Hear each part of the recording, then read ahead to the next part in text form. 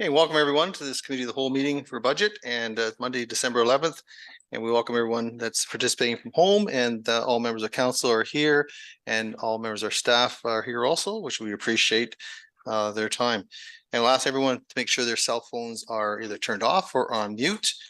And we'll go to item number 2, please. That South Huron Council approves the agenda as presented. And a mover, please. Moved by Councillor Oak, second by Councillor Neeb. Any discussion?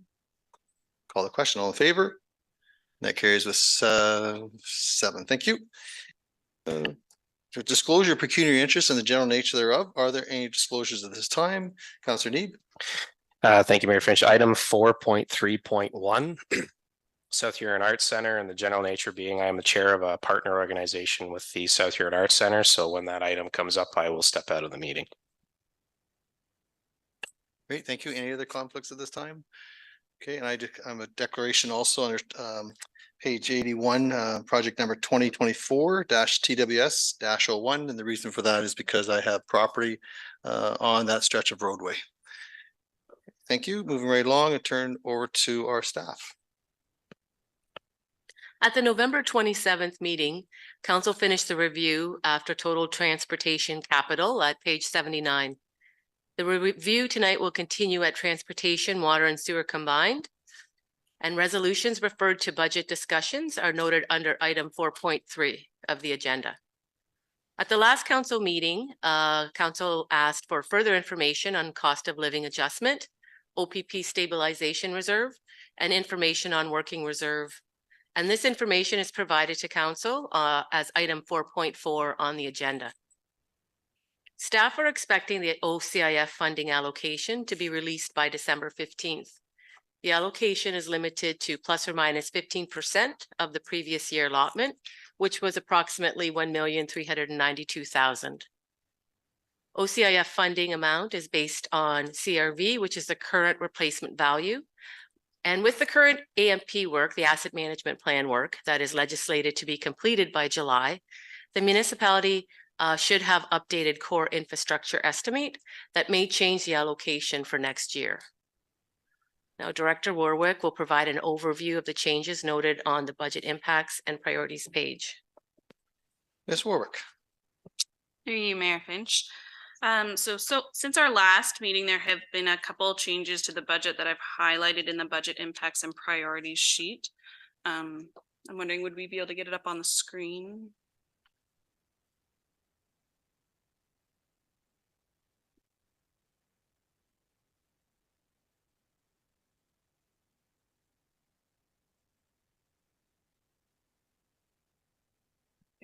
So I might just kind of start near the bottom of where the changes have happened in the tax levy revenue growth, the $250,080. So we have received our 2024 tax roll. So this number is no longer an estimate. It's based on what the 2024 tax roll will be. You'll notice that it went down about $21,000. By our analysis, a large portion of this is due to new information that has come through MPAC based on their farm property class tax rate program. So prior to their changes, it used to be that when a farm property has a change during the year, such as a name change or late filing with AGCO or something like that, that property would automatically revert back to a residential property class tax rate program. So it would be reflected at a higher weighted assessment at the beginning of the roll, and then once it's updated throughout the year back to a farm class, it would go back down to the 0.25 tax ratio. So essentially your tax roll at the beginning of the year would be higher and then be offset by write-offs later in the year. So they're incorporating those changes earlier on, right in the tax roll at the beginning of the year. So our tax roll at the beginning of the year will be lower, but we shouldn't have the write-offs later on in the year based on changes that happen. It's kind of a complicated thing, but hopefully that gives a good enough overview. So based on these changes, this led us to also take a closer look at our write-offs line in our budget. So we've updated that as well. You can see the base adjustment in PILs, write-offs, and supplementals. We've increased we've decreased our need of levy by $68,462 based on these new estimates. I might take any questions now on that if there are any. Yeah, Councillor Oak, go ahead, please. Thank you, and thanks, Julia, for the update. Just for my clarification, I'm having a memory lapse. PIL, what does that stand for? That stands for payment in lieu of Okay. taxes. Yeah. Thank you. Any other questions for Ms. Warwick? Um, Councillor Oak? And just the other adjustment that was done for baseline capital, just wondering Yeah. if you could just Yes, I can. mention that. Absolutely. So the first change was based on last meeting, the resolution 471/2023 to pay for project TS03 through the capital replacement reserve. So that decreased the need of the levy by $70,000. And then the other changes, we received a revised quote for the South Huron Rec Center Arena dehumidifier. So that quote decreased the levy by about $127,000. So that's the only other change that's reflected in there, and that's built into the 2024 levy amount needed for capital. So those are the only changes on this budget impacts and priorities sheet. I will note that the number right at the top of the sheet, the total levy requirements for 2024 that currently says $11,063,000, that should be $10,994,609.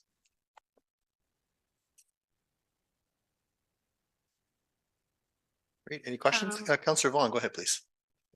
I'm sorry, Julia, what was that last piece you just referenced? I'm looking all over this. So just at the very top of this sheet, Got it. All right, I'm up there. yep, so the second number, it currently says on the agenda $11,063,071. It should say $10,994,609. 10,000,009. 994,609. Thank you.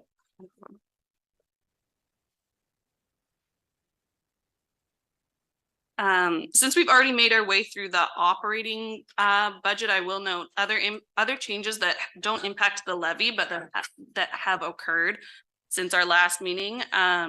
We updated our estimates for the water and sewer user fee revenues based on the 2023 customer database, rather than the 2022, which was available when the original budget book was sent out. So that led to an increase in our sewer revenues of $29,903 and an increase to our water revenues of $44,798. Sorry. Also based on the upcoming changes that may occur with the BRA, we removed certain changes that we had made to the base budget, assuming that prices will be increasing from the BRA. I can take any questions on that. Any questions for Ms. Warwick? Councillor Oak? So the changes on the BRA, those would be levy impact changes? No levy No? impact, just in the solid waste budget. That's where those changes are being reflected. Okay. The user fee solid waste budget. Okay, thank you. So just to carry on at the bottom of this budget impacts and priorities sheet. So these levy changes have resulted in, just in the gray box here is where I'm focusing now. So based on a $603,834 levy increase, this results in an annual increase on $100,000 of residential assessment of $24.94 for wards 1 and 3 and $14.94 for ward 2. So this equates to a tax rate increase of 4.14% for wards 1 and 3 and 2.12% for wards 2. This sheet also is identifying the actual projected municipal residential tax rate. So for rural, it's 0.00627,360. You'll notice that's still lower than the urban tax rate of 0.00720,273. Using this tax rate, the 2024 municipal taxes based on the South Huron average 2023 residential assessment would be $1,789.24 for wards 1 and 3, and $2,054.23 for Ward 2. And this is just municipal taxes. So this isn't your school boards, your county taxes. Any questions for Ms. Warwick? Councillor Oak? So just thank you for that. I guess I'm just wondering, since we're on item 4.4, are we going to go through the report as well? That handles some of the discussion, questions that we had on some of the other items that are in this budget impact and priorities. Ms. Basula Carlson? I thought maybe we'd start with the capital projects and then finish with that at the end. Okay, thank you.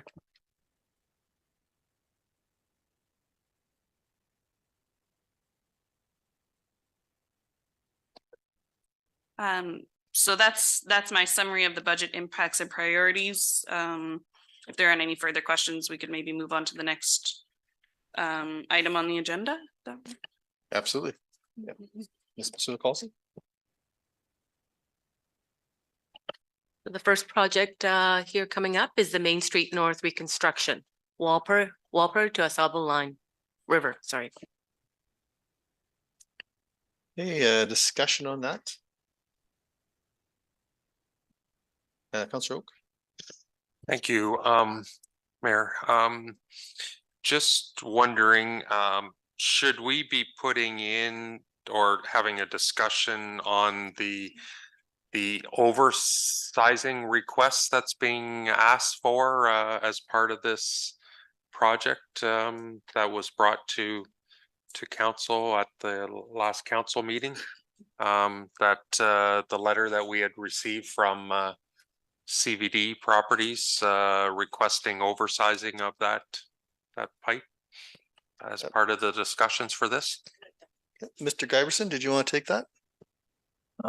Yes, through you, Mayor Finch. At this time, the staff's preference would be to leave those extra costs out of the capital budget. There is a report coming to the council meeting of the 18th. So our feeling is we're just getting a little too far ahead of ourselves until council has an opportunity to review the information in the December 18th report and decide whether or not they wish to move forward. It's a little premature to include those extra costs. Hey, thank you. Councillor Oak? Thank you. And my other question on this is in the budget sheets itself, the project is broken out into 2024 and 2025. But 2025 basically the majority is levy based. Just wondering why there isn't any levy based in the sheets for 2024 and why it's all in 2025. Mr. Giverson, would you be able to take that? Yes, through you, Mayor Finch. Yeah, the reason for that is the way that the MTO Connecting Link funding formula works. There's eligible costs up to 90% for all the road and drainage related works. But there's also a deadline of March in 2025. And that's extremely challenging in trying to meet that deadline for all the top asphalt work. So the 2025 work is the finishing work. So if we were going to make a choice, this is the preferred way to doing it, so we can maximize our grant funding available under the funding agreement in 2024. And then I would expect that the top asphalt would be delayed in 2025. March is a little too early to be putting top asphalt down. So those costs would be best to be funded from the levy. Okay, thank you. Any other questions on that project one? Councillor Vaughn, go ahead, please. So that finishing work that we would have to do, that does not affect our grant at all? non-completion of that doesn't affect our grant? Mr. Giberson? Through you, Mayor Finch. Our obligation under the grant funding agreement is to complete the project within those timelines. However, the eligibility of the funding ends on March of 2025. So we can still meet our obligations under the agreement. It would just mean that costs incurred after March 2025 would be ineligible to be recovered. So so we're in full compliance with our agreement. It just affects this is if the project's delayed, the eligibility of our costs in 2025. Any other questions? Okay, not seeing any. Okay, thank you. Thank you, Mr. Giberson. Next one, please. Sorry? This one you need to- Yeah, so I have a conflict on this 2024 TWS 02. So if there's no questions, we can move on. If there are any questions, I will remove myself from the chair. Okay, Deputy, you want to take the chair? Oh, sorry, go ahead, Councilor Vaughn. Before you leave your chair, I wanted to just go back to that project before. Sorry. So go ahead. Yep. Okay, so a couple of things on my mind. I am very aware that we have a very short time period to get this project moving and done.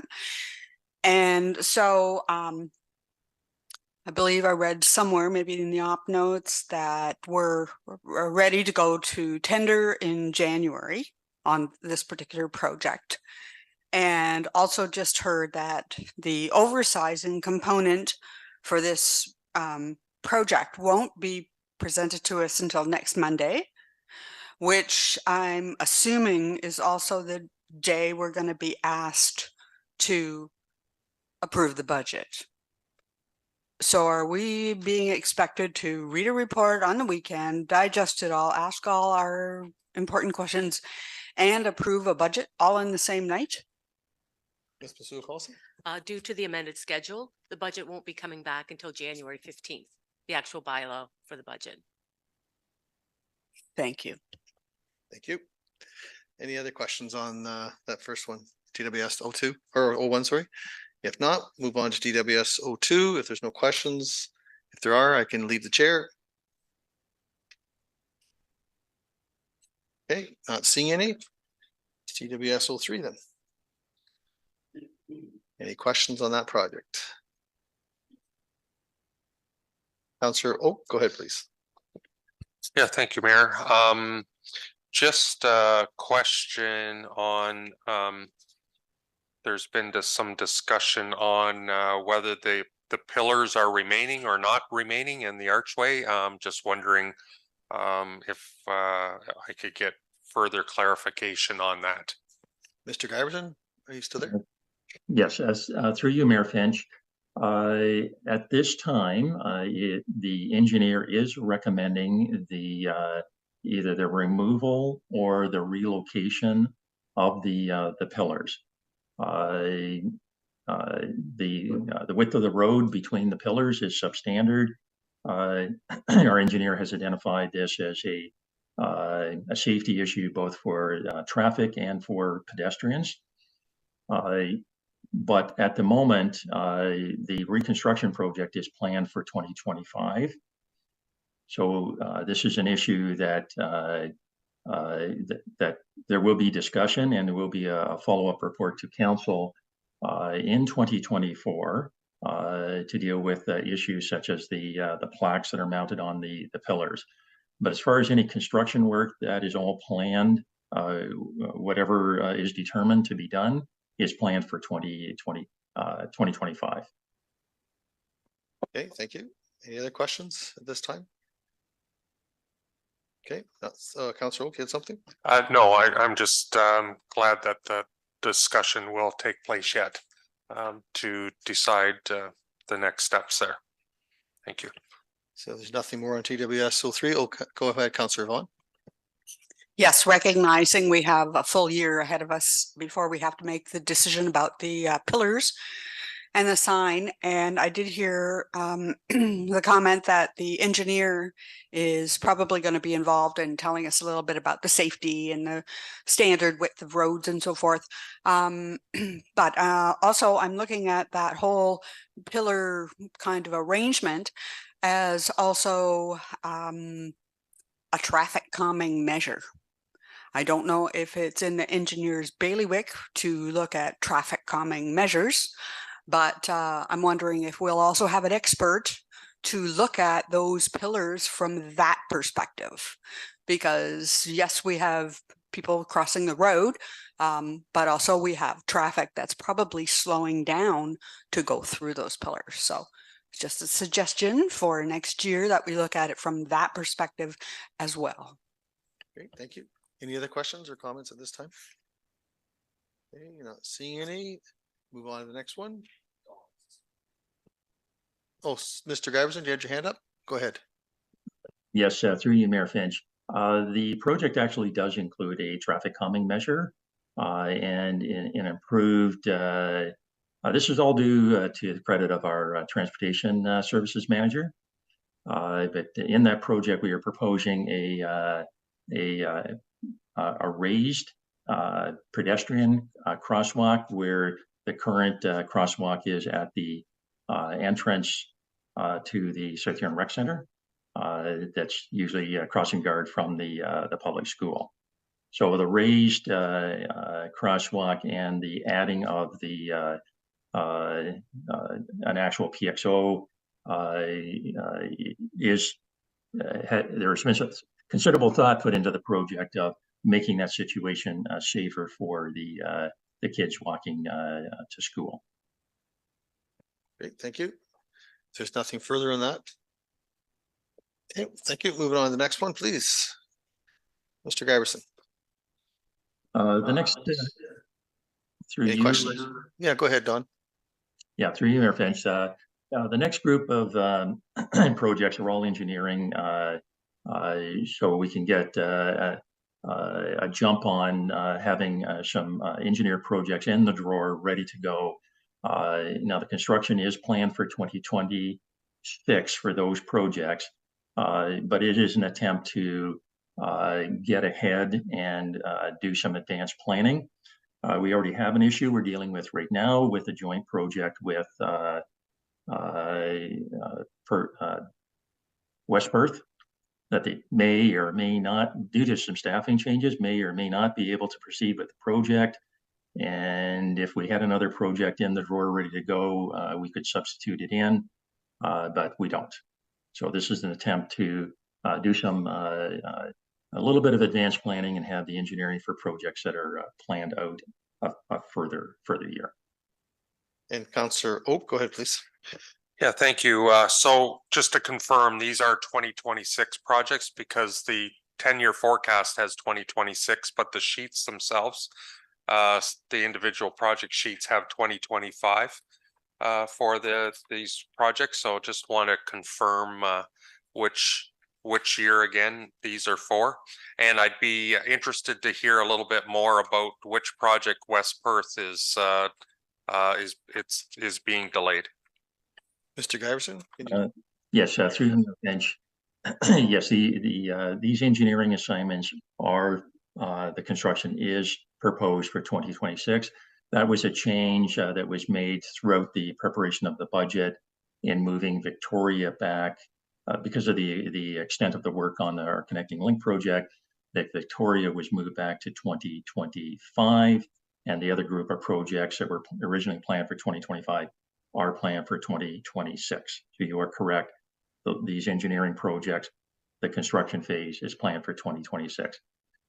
Shane can elaborate on the West Perth project, but it's the line 17 culvert replacement that we're not sure with the staffing changes, whether that will proceed or be delayed.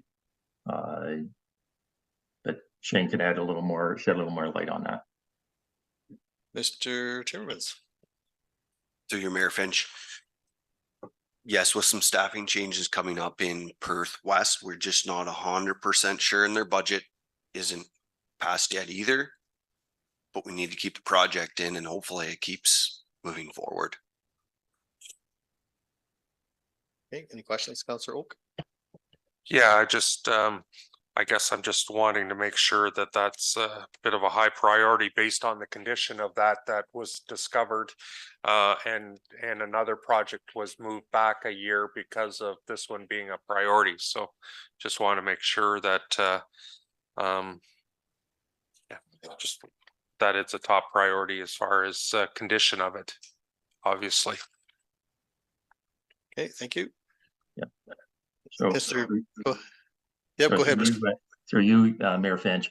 The reasoning it is still in the capital budget is because of the condition of the structure and what's planned in South Huron for our priorities to do the Morrison Line Bridge in 2025. So the budget will not be able to, we won't be able to afford to do both those projects. So we do want to do the project in the Line 17 structure in 2024.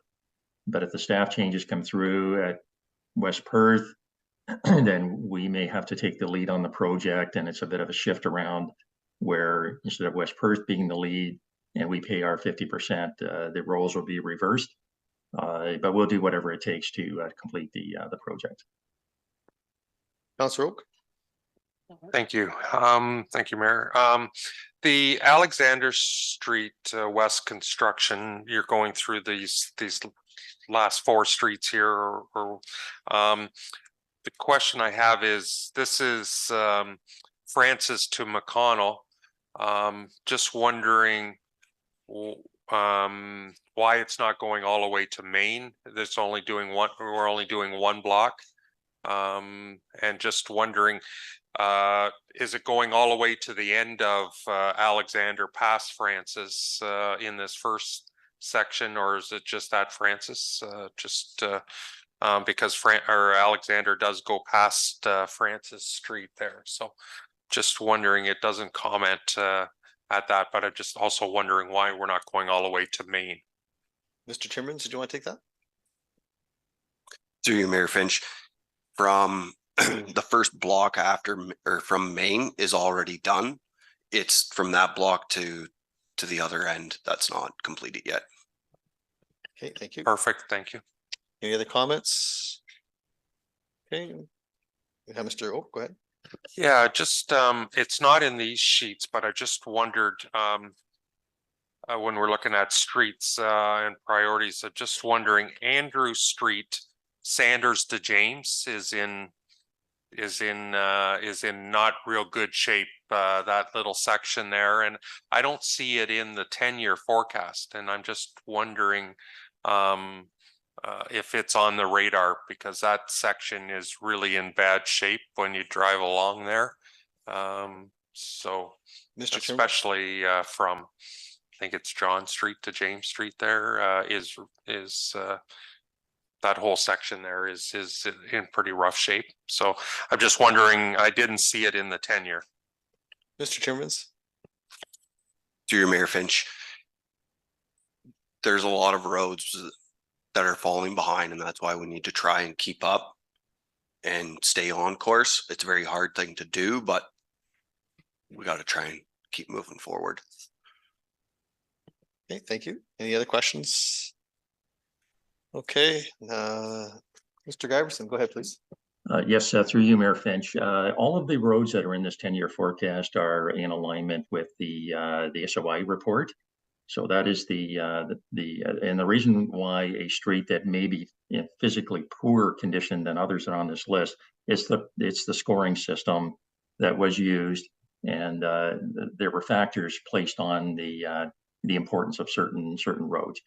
So what we are following in this capital budget for all the priorities as they work their way out through the 10-year plan does align with the SOI report that was delivered to council.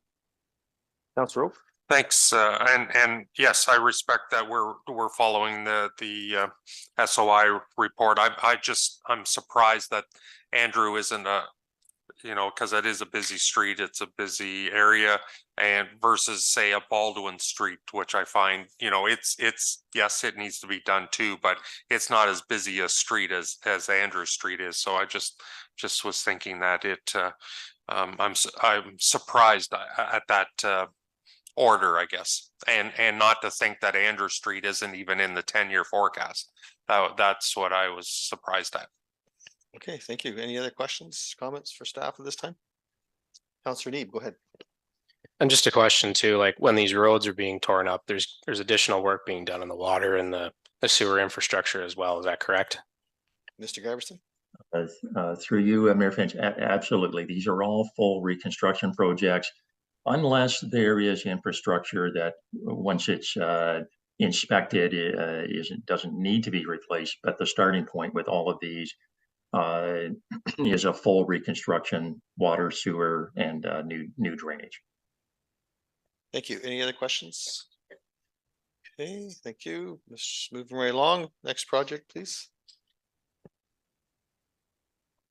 So all the engineering has been discussed, and I think we're moving on to the streetlights. Okay, any questions on the street lighting?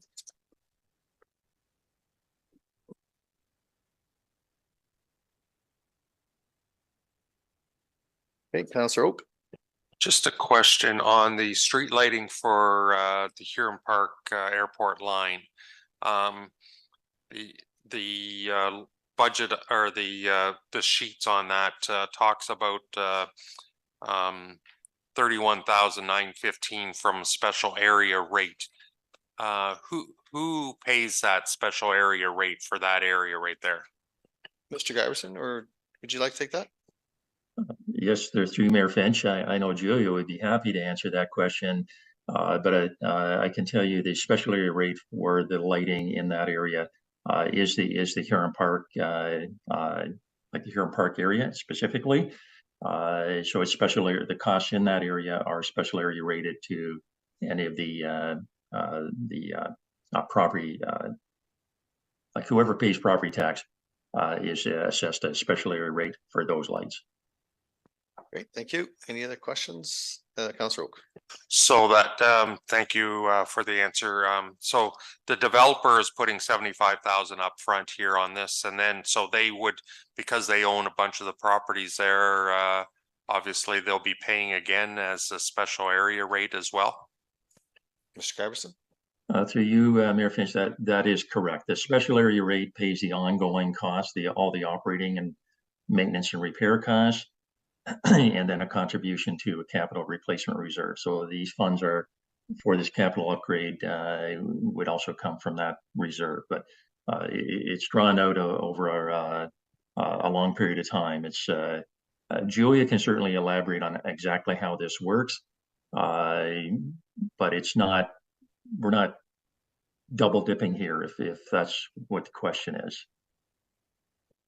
Okay, Councillor. No, I wasn't suggesting that we were double dipping by any means. It's just the developer is putting money to help move this project along, it looks like, and is responsible for some of the area rate there, along with some other owners that own properties in the area. So thank you.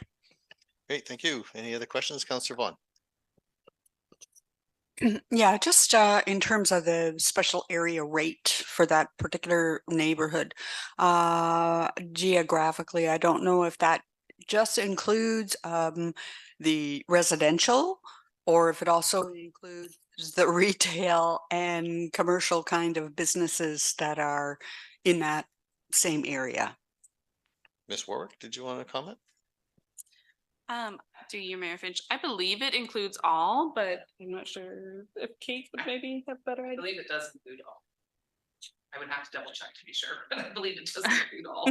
Okay, I appreciate it if you'd double check. It's not, the street lighting to that degree isn't something we talk about a lot, so I'm really just not too sure who all gets captured in the geography there. I will confirm. Thanks, Kate. Thank you. Any other comments, questions? Mr. Giverson. Well, I can help everybody out with that question. It definitely includes the industrial area. and the commercial properties on the west side of Airport Line. They all have municipal streetlights, and they're in that same capture area. That's my understanding of the geographic boundaries of the special area rate. Okay, thank you. No other questions? Not seeing any. Very well. Next item, please.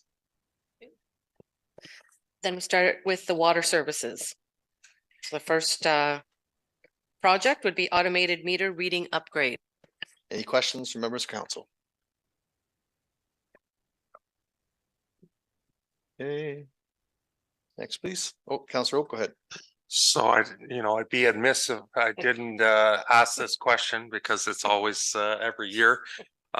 So I'm glad things are progressing. We are actually using it based on some of the latest capital quarterly reports that we're seeing. So that's great. Just wondering, in the past, the amounts that we didn't use, does that go into the water capital replacement reserve or the water reserve? Just Ms. Warwick, go ahead. confirm that. Through you, Mayor Finch. So it would just remain in the reserve. It was funded from the reserve. So any amounts that weren't utilized just remain in that reserve. They were never pulled out to begin with, if that clarifies a bit. Thank you. Any other questions? Deputy, go ahead. Yeah, how do we determine where we're putting these, or who's getting them, or what section it's going to? Thank you. Alyssa, would you like to take that? Go ahead. Through you, Mayor Finch. So this past year, so 2023, we've targeted the highest users as well as industrial and residential high users. So putting our forces where it most counts at this point. Thank you very much, Ms. Keller. Hold on. Any other questions? Okay, moving right along. Next project, please. SCADA systems upgrades. Any questions? Okay. Not seeing any. Oh, Mr. Oak, go ahead. Yeah, thank you. So last year we had 107,000 in for, it looks like maybe the hardware last year, and then and that paid for the hardware for all 15 locations or whatever it said. So this 49,000 that we've got in for the next quite a few years, is this the software for all these, the hardware that we installed last year? Just get me understanding here. And I'm just wondering, should this be one project and not that we have a, as one number, or why do we put this in so much per year? Because basically once you commit to start to change things over, you're going to do them all. I'm just wondering why we're looking at putting so much in per year as opposed to committing up an amount that should be in for to earmark that's coming out of the water capital replacement reserve. Ms. Keller. Yeah, through you, Mayor Finch. So the 2023 SCADA upgrades did involve kind of the background programming. It was a Wonderware and Win 911 programming upgrade. The 2024 and from then on out is for the screens to be updated. So they never got updated through the 2023. We have about 12 screens/sites that need to be all rewritten and trace the tags, trace the alarms, and create new screens with that. It is a very labor intensive process from our contracted SCADA provider. And it's more of a time constraint thing of why it wouldn't be all in 1 year. Okay, thank you. Any other questions? Okay, moving right along. This next project, please. Main Street Dashwood, this is joint with Huron County. Any questions? Okay, Councillor Oak. And just to follow up on this is project, the last I heard, is being split over 2024, 2025 now, or is that the latest information? Mr. Giverson, do you want to take that? Yes, through you, Mayor Finch. All we know at this point is the county is considering splitting it, but they have not made a decision yet. We expect that they will sometime early in the new year. So at this time, there's been no decision made on splitting a project. So that is the reason we're proceeding on the basis that it will all be done in 1 year, and we can adjust the budget once we have more, or once the county makes a decision and we have more information. Councillor Oak? Just, do we know, is this actually in the county budget for, was it approved last year, or is it still has to be approved for 2024 yet by county? Mr. Giverson, would you know offhand? I do know this project is approved, the county does have an approved budget for the project.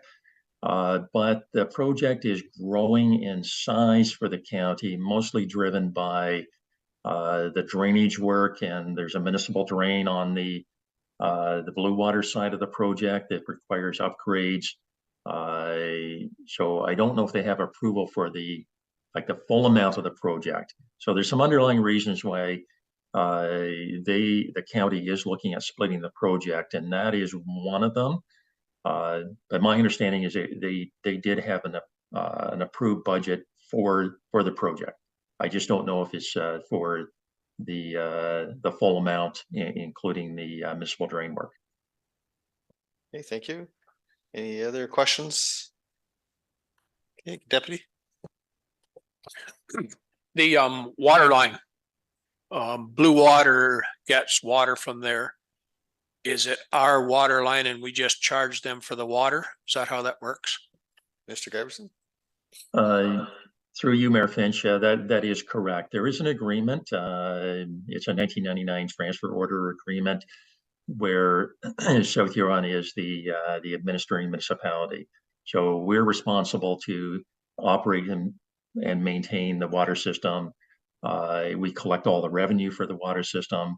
The Blue Water customers, including all of them, the Blue Water customers that are on streets on the north side of the village, are South Huron customers, even though they reside in Blue Water. So the only thing that the municipality of Blue Water is responsible for is if there's any upgrades to the system. Replacement same for same are our responsibility because we collect all the revenue for the system.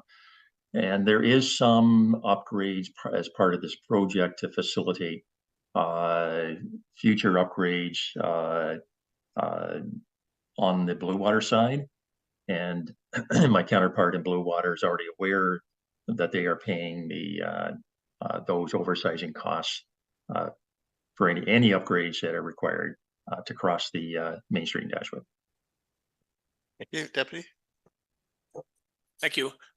So they're metered the same, each household metered the same as us, or is it metered before as it goes out of the water line? How does that work? Because for fire and that stuff, how does that work? Mr. Giverson? Yes, through Mayor Finch, yes, they are all individually metered, and all the meters are South Huron meters, and they're all individual customers in our customer database. The water that's used for fire protection is part of the agreement on that we own the system, but they receive we own and operate and maintain the system.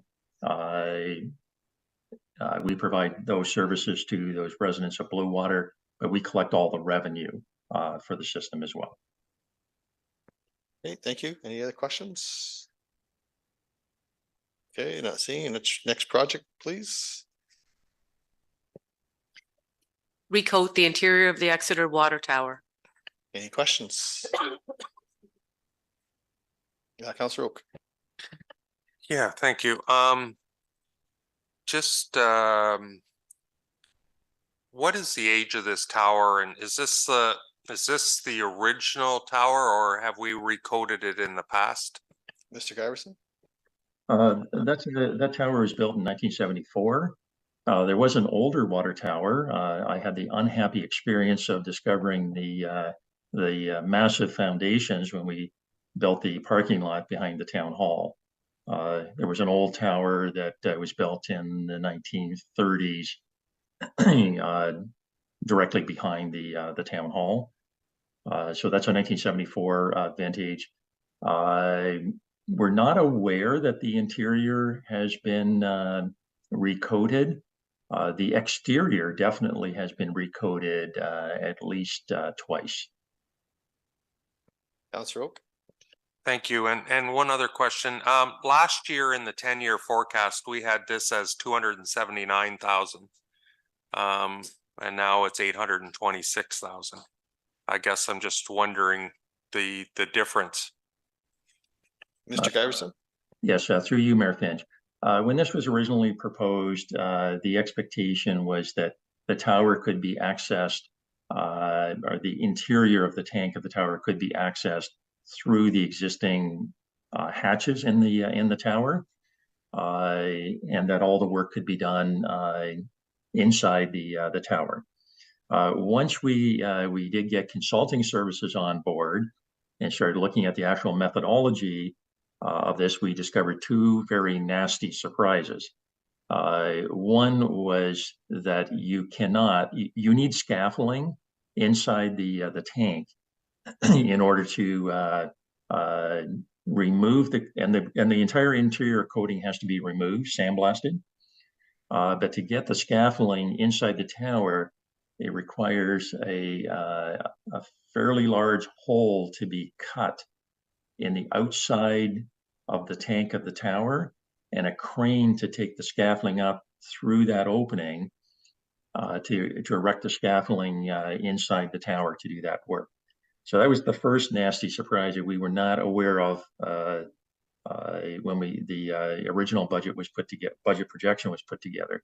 The second nasty surprise was the provisions in the event that it's lead-based paint or lead-based coating system.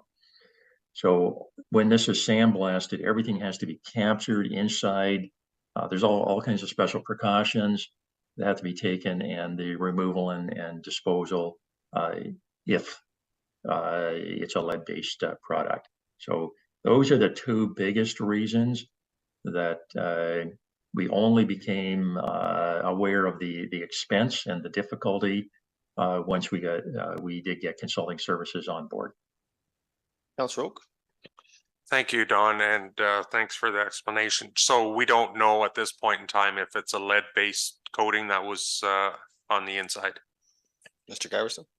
Through you, Mayor Finch, that is correct. We suspect that it is because of the age of the tower, and that was common at that time, but we will not know until we're actually into this. And there were discussions throughout the course of this year whether we should drain the tower, go in, take samples, test, and refill the tower and disinfect it and go through that whole process. And the end of all those discussions, the upshot of those discussions was plan for this, but do your testing when your tower is taken out of service. That was deemed to be the appropriate timing to do that. Okay, thank you. Any other questions? Okay, Mr. Oak, go ahead. Yeah, just how long is the process? Do you know, or how long will the tower be taken out of service while this is happening? Mr. Giverson? Yes, through you, Mayor Finch. Yes, we expect the the process will be several months, and the good part for us is we can easily withstand an outage of like the 3 or 4 months that it's going to take to do this work. When the Huron Park Water Tower was constructed, it operates or can operate at the same level as the Exeter Water Tower, so we can just switch over to the Huron Park Water Tower and run the Exeter system. And Alyssa also has a couple of other tools we can use. We can operate the entire town of Exeter from our north feed and switch over that way. So we can easily withstand an extended outage to recoat the tower because of all the previous planning and work that went into ensuring the security of the Exeter water system.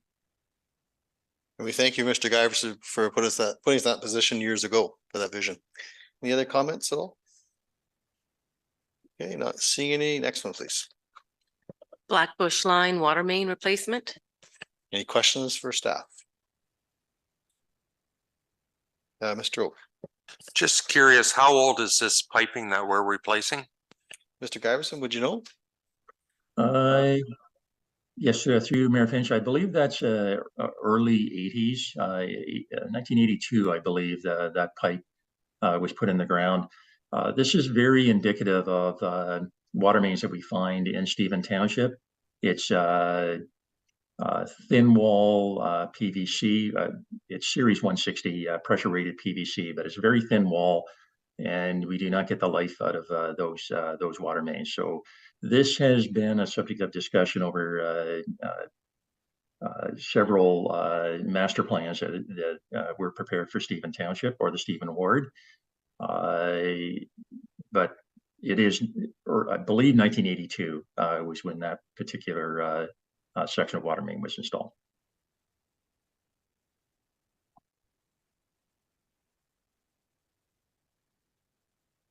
Thames Road West water main replacement. This is joint with Huron County.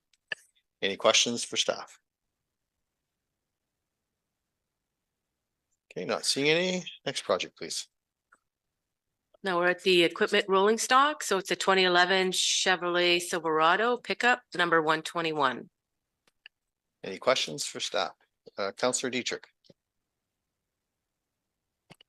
Thank you, Mr. Mayor. Why is it just a Chev? Why can't it be a Ram or a Ford?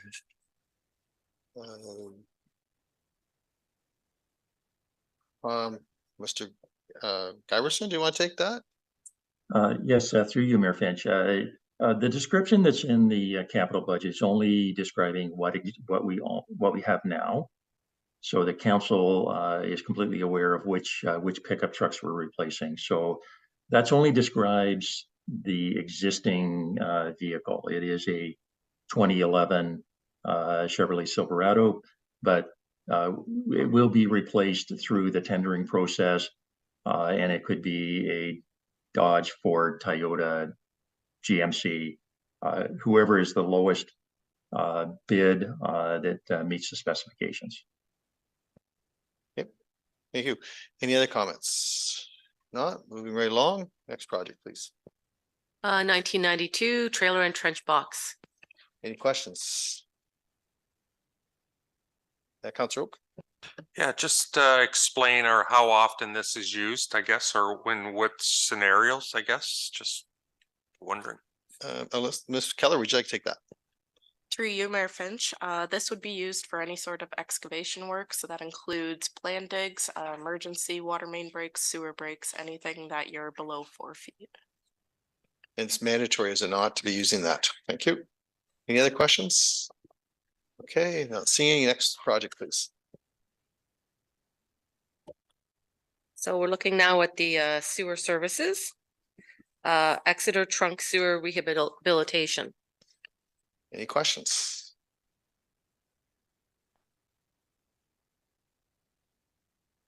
Okay, not seeing any. Next project, please. Grand Bend trunk sewer phase 2. Any questions? Okay, not seeing any. Oh, no, not seeing any. Go ahead. Huron Park sewage pumping station equalization tank. Any questions?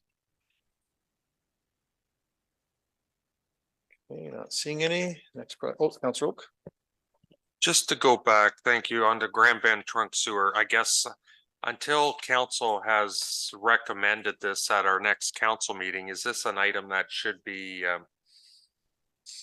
pulled out of the budget until or put back in or after the decision next Monday night. I guess I'm just looking for direction on that because at this point in time, we haven't made the committee of whole's made a recommendation, but council hasn't voted on this. So I'm just wondering which is it the chicken or the egg here sort of thing?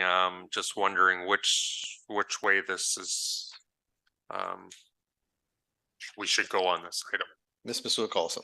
Well, procedurally, it'll be coming back as far as the decision as to whether council wants to enter into a cost sharing agreement. And after that, depending on what the decision is, you can always remove it then. Might be a resolution after that discussion. Yeah, Councilor. Thank you. And I forgot that you had said that the budget isn't being finalized until the January 15th meeting. So thank you. Okay, moving right along. Next project, please. I think we're at the sewage lagoon sand filters rehabilitation. I believe so, yes. Any questions for staff? Let's see. Oh, Deputy, go ahead. Maybe Mr. Giberson could help explain this a little bit, what this tank is. The filter rehabilitation or a tank? Which project are you looking at? Oh, sorry, I may be at the wrong one. I think we rushed through the Huron Park. Is it SO4 or SO3? Right. Or The pumping station equalization tank. Okay, SO7. Mr. Giverson, SO7, do you have a comment? Yes, through you, Mayor Finch. Yeah, I'd be happy to explain that. So this is engineering for an equalization tank, or it's like a wet weather additional storage tank is the best way I can describe it. That pumping station, the Huron Park pumping station, does experience fairly frequent bypasses during wet weather events.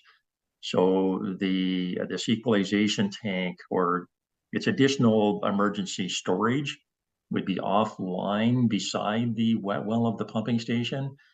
Is an attempt to deal with the overflow issue during wet weather events, and also could have if this works, have the added benefit of further delaying the major upgrades to that pump station, and allow the pump station to just push. It's a fairly major expenditure that's sitting out there. If we can push that back a little bit. So this is the engineering component to determine if that is feasible, how we would be able to construct it, where physically could you locate it near the wet well of the pumping station. But that's the purpose, and that's what it's intended for. Anything further, Deputy? Thank you. Okay, Mr. Warwick, go ahead. Through you, Mayor Finch. I was just going to remind council that originally in the budget book, this was proposed as $450,000, but it was amended before the last meeting, so that only $25,000 for the engineering is included in the 2024 budget. Great, thank you. And I saw Councillor Vaughn's hand up. I did. Yes, I did. So the amount is not 450,000 at all. It's 25,000. Okay.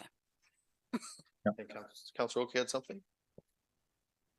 Yeah, I had a question about that because 450,000 seemed pretty excessive for just the engineering on this, and so that I just wanted to clarify that. And then I did have a question on the next project. Yeah, go ahead with that one then. Oh, go ahead, Councillor Vaughn. Thanks. I just had one other question on this one before we move to the next piece. And so this equalization tank for this pumping station, how old is this tank? Mr. Giverson, would you know? Oh, through you, Mayor Finch. The Huron Park sewage pumping station, this current version was originally constructed in 1999. when there used to be a sewage treatment plant in Huron Park that was decommissioned. And these works were built to pump the sewage from Huron Park Residential and Huron Park Industrial Area to the Exeter Sewage Lagoon. The pumping station was modified again in 2007 in order to bring the sewage flows from the village of Centralia through the Huron Park Residential Area into this pumping station. So the wet well itself, that component of the project is a 1999 vintage. Okay, thank you. Follow up? Yeah, just one other question. In terms of these equalization tanks, is this a component of pumping stations that we have throughout South Huron? Mr. Giverson? Through you, Mayor Finch. No, they would be something that's out of the ordinary because because most of the pumping stations are designed with a deeper wet well that has not only the operating range where it normally would operate and pump normal flows, but it would have storage within that wet well before you reach the overflow limit. This pump station, when it was designed and built in 1999, it isn't very deep. It has very large pumps in it that pump down quickly, but the operating range, the normal operating range in it, the upper level of the operating range isn't too much lower than the high level where it would overflow. And this is one of the reasons we started looking at this pump station, and are working on the design for its ultimate replacement, so that you can build into the wet well this emergency storage. So this tank, and the budget that's proposed, the 25,000, is for engineering to determine if this will work, because it's challenging to install something beside the existing wet well and be able to have it fill up during wet weather events and then be able to drain back down into the existing wet well. And we don't have a lot of elevation to work with.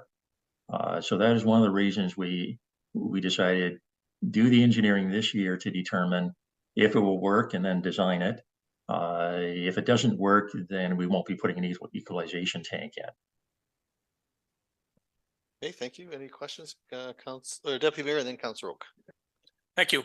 Is this storm water that we're having the issue getting into the sanitary sewer system? Is that why we're getting the overflow? Mr. Giverson? Thank you. Yes, sir.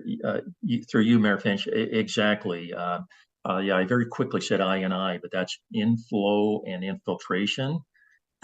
So that is extraneous flow. So it could be anything from illegal connections, but it's storm water or groundwater that's either directly connected or leaking in somewhere in the system. This not only is our Huron Park system plagued with this issue, but the Exeter sewer system has been plagued with very high inflow and infiltration for decades. And it's something that has been identified in our current master plan that we need to really tackle that issue. But short answer to your question, yes, it is forms of storm water that's either coming directly in from roof water leaders, going down and connected to the sanitary service, or illegal sump pump hookups. We find that quite often, even in new areas. Somebody will have a problem with the sump pump discharge, so they just connect it to their internal plumbing, and that adds groundwater to the sanitary system. Let's follow up for Deputy before we go to Councilor Oak. Thank you.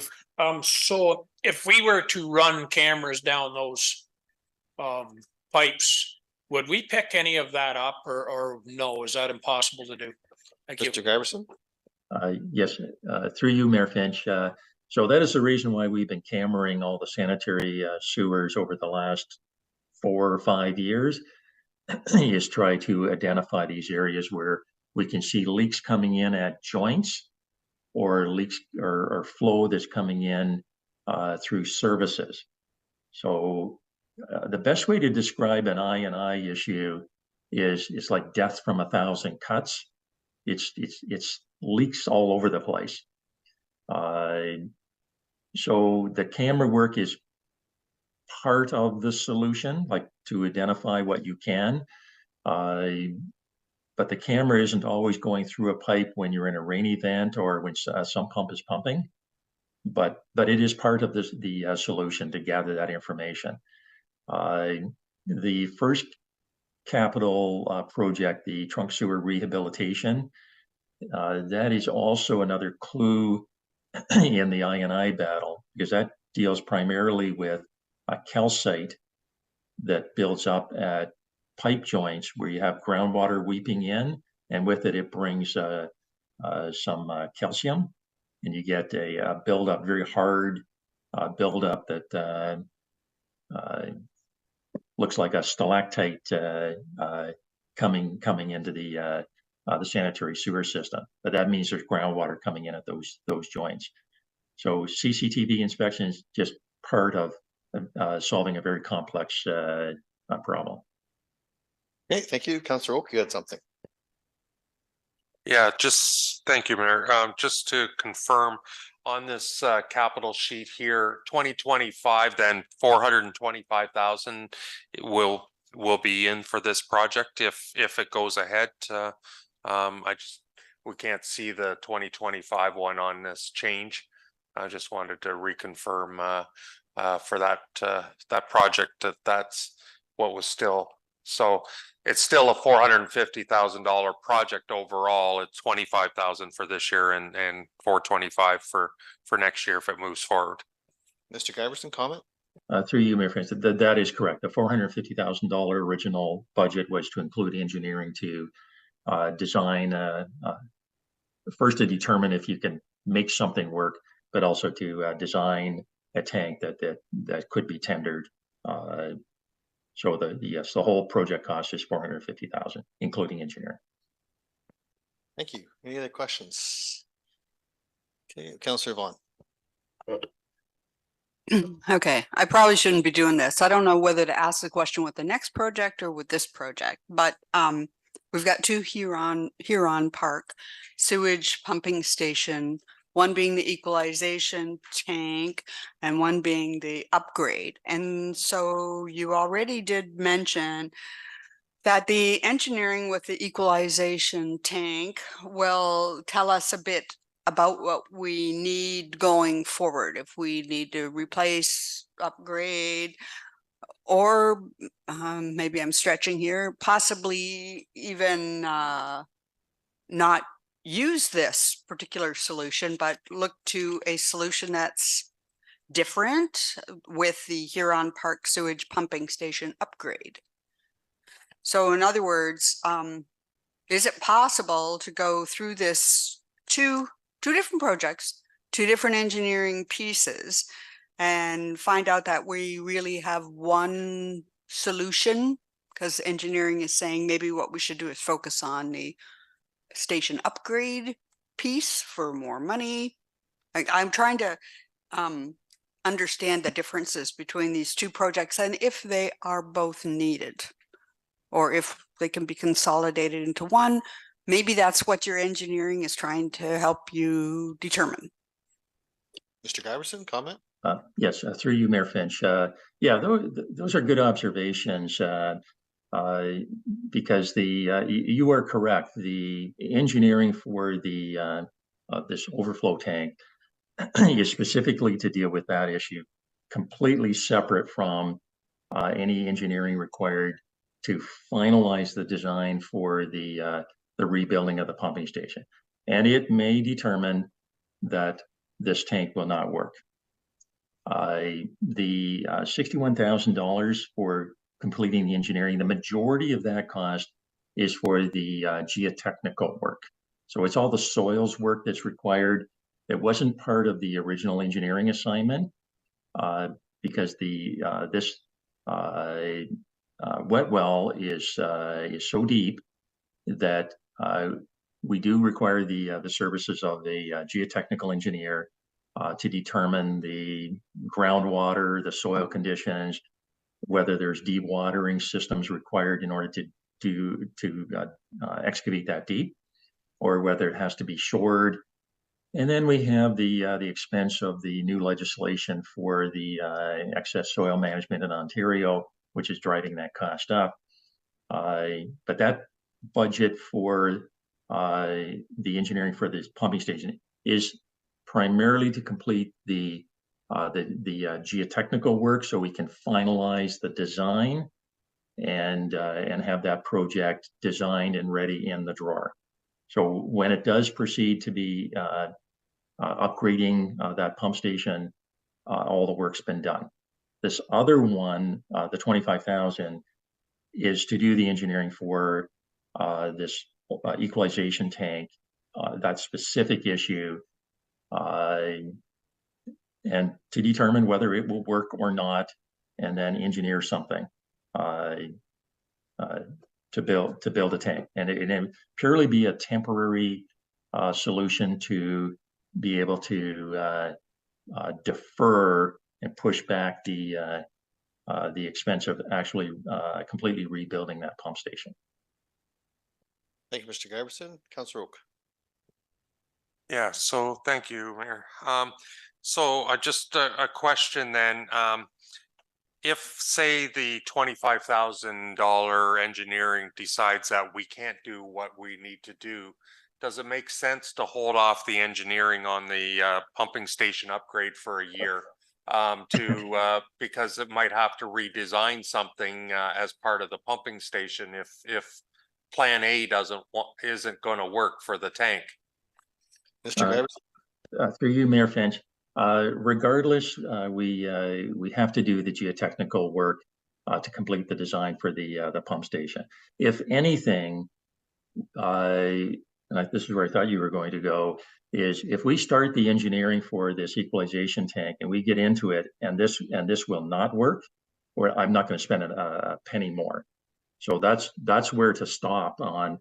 There'd be no need to continue on with the design and complete a design for tendering a tank if the early indications are we can't physically install it, you can't work out the elevations for it.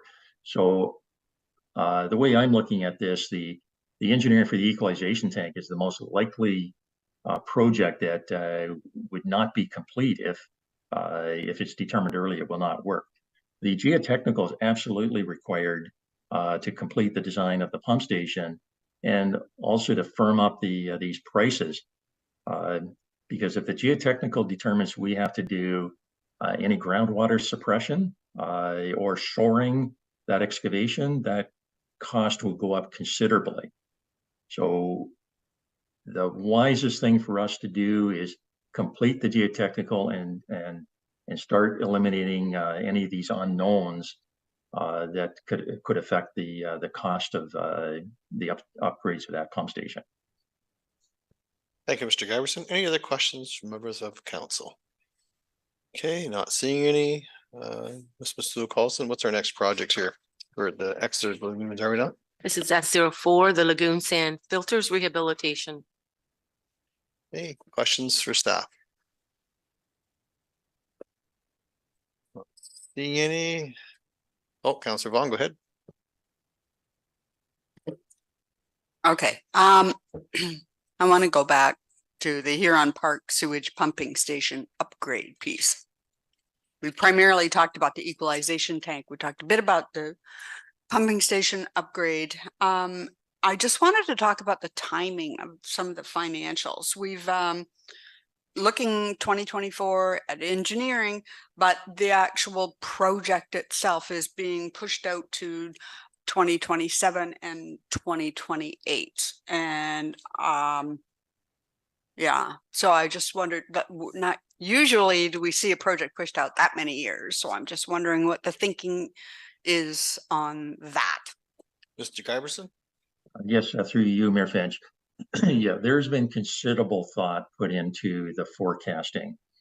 So we're going into this with that the $25,000 for engineering for this equalization tank, the hope and the desire is that that will work.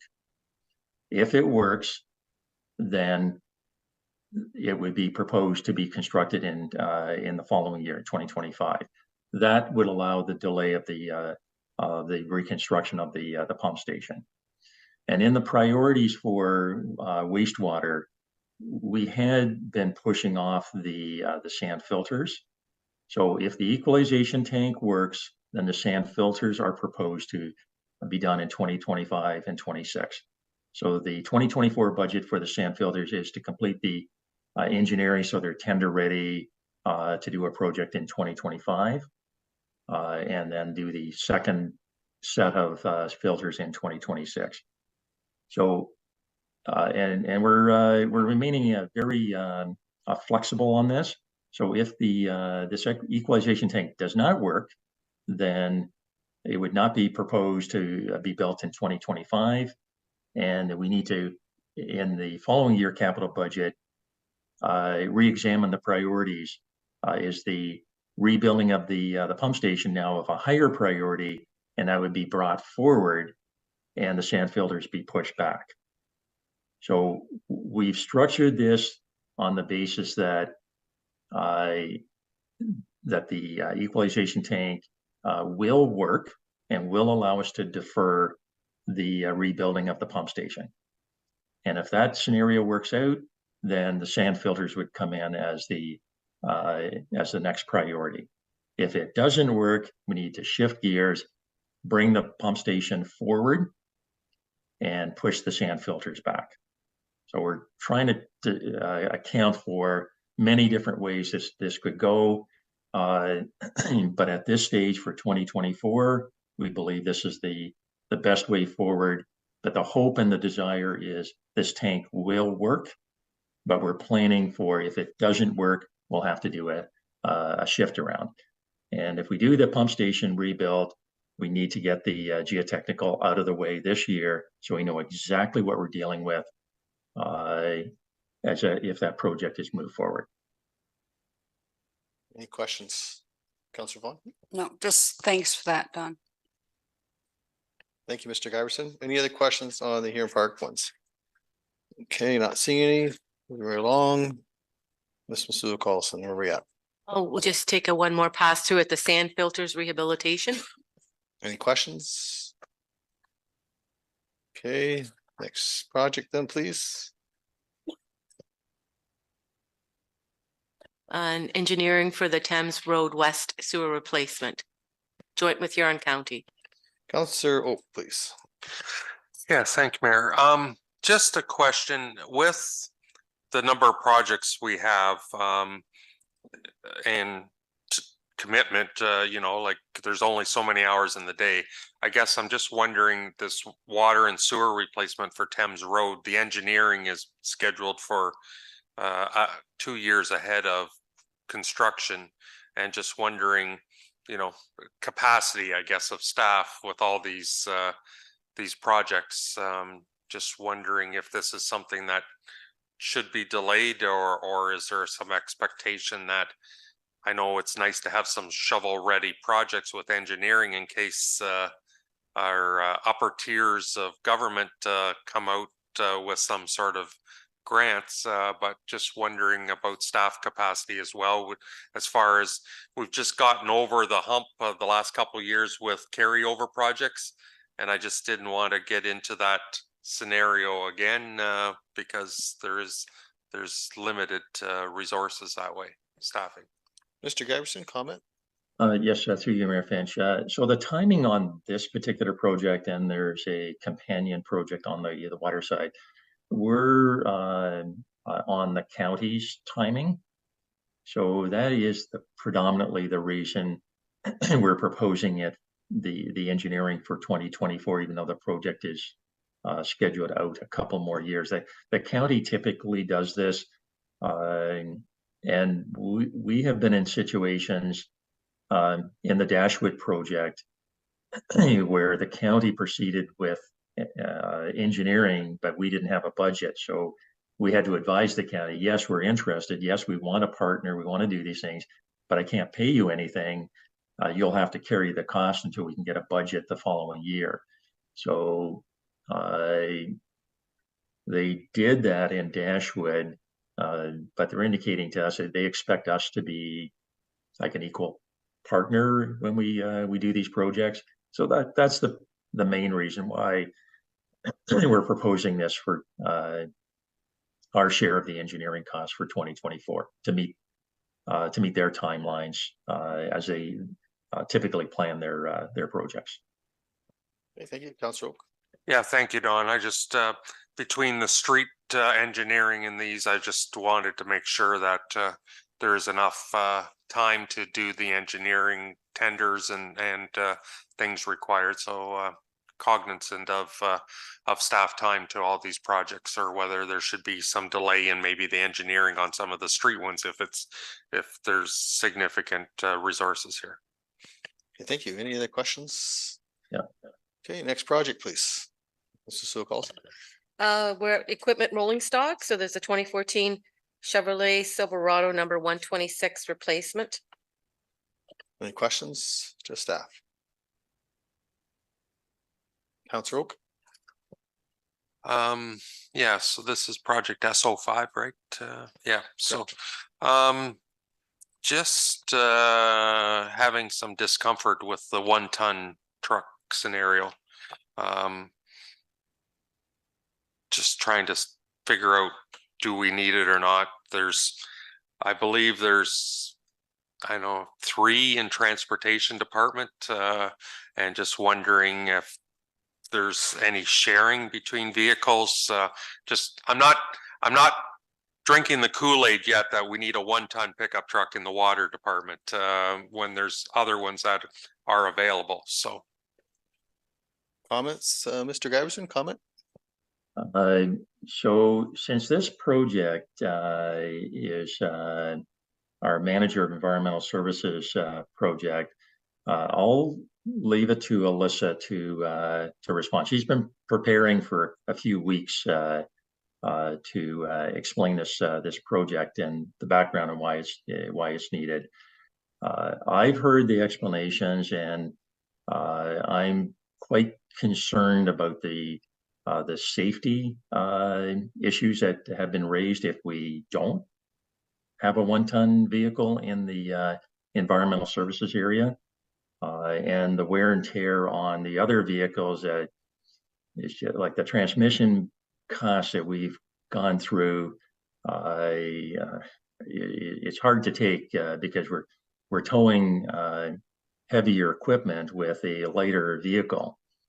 And the challenge with the borrowing a 1-ton from roads is it's not always available when this work needs to be done.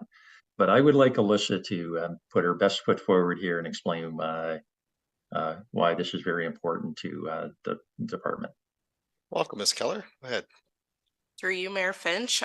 So mainly this project is being put forward due to a safety and legality aspect. The trailers that we are currently towing are not legal to be towed by the vehicles they are being towed by. Even, for example, the sewer flusher, it is currently 1,700 pounds overweight for the pickup truck it's being towed by. Even empty, it is still marginally overweight. So that leaves the pickup truck with brakes and other safety aspects that it's not rated for that weight. Yeah, it's mainly just the safety aspect of it. Being able to efficiently and safely get the job done, as well as legally get it done. Thank you for that excellent explanation. Any questions? Deputy, go ahead. Okay, and we're talking about going to a 1-ton, I believe. Correct.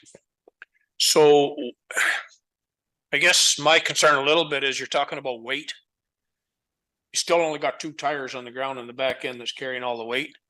What about maybe checking out a dually to, if we're going that direction, I'm not saying we do, but if we're going to do all that weight towing and the weight on that pickup truck, maybe we should be looking at a dually instead of just a single axle.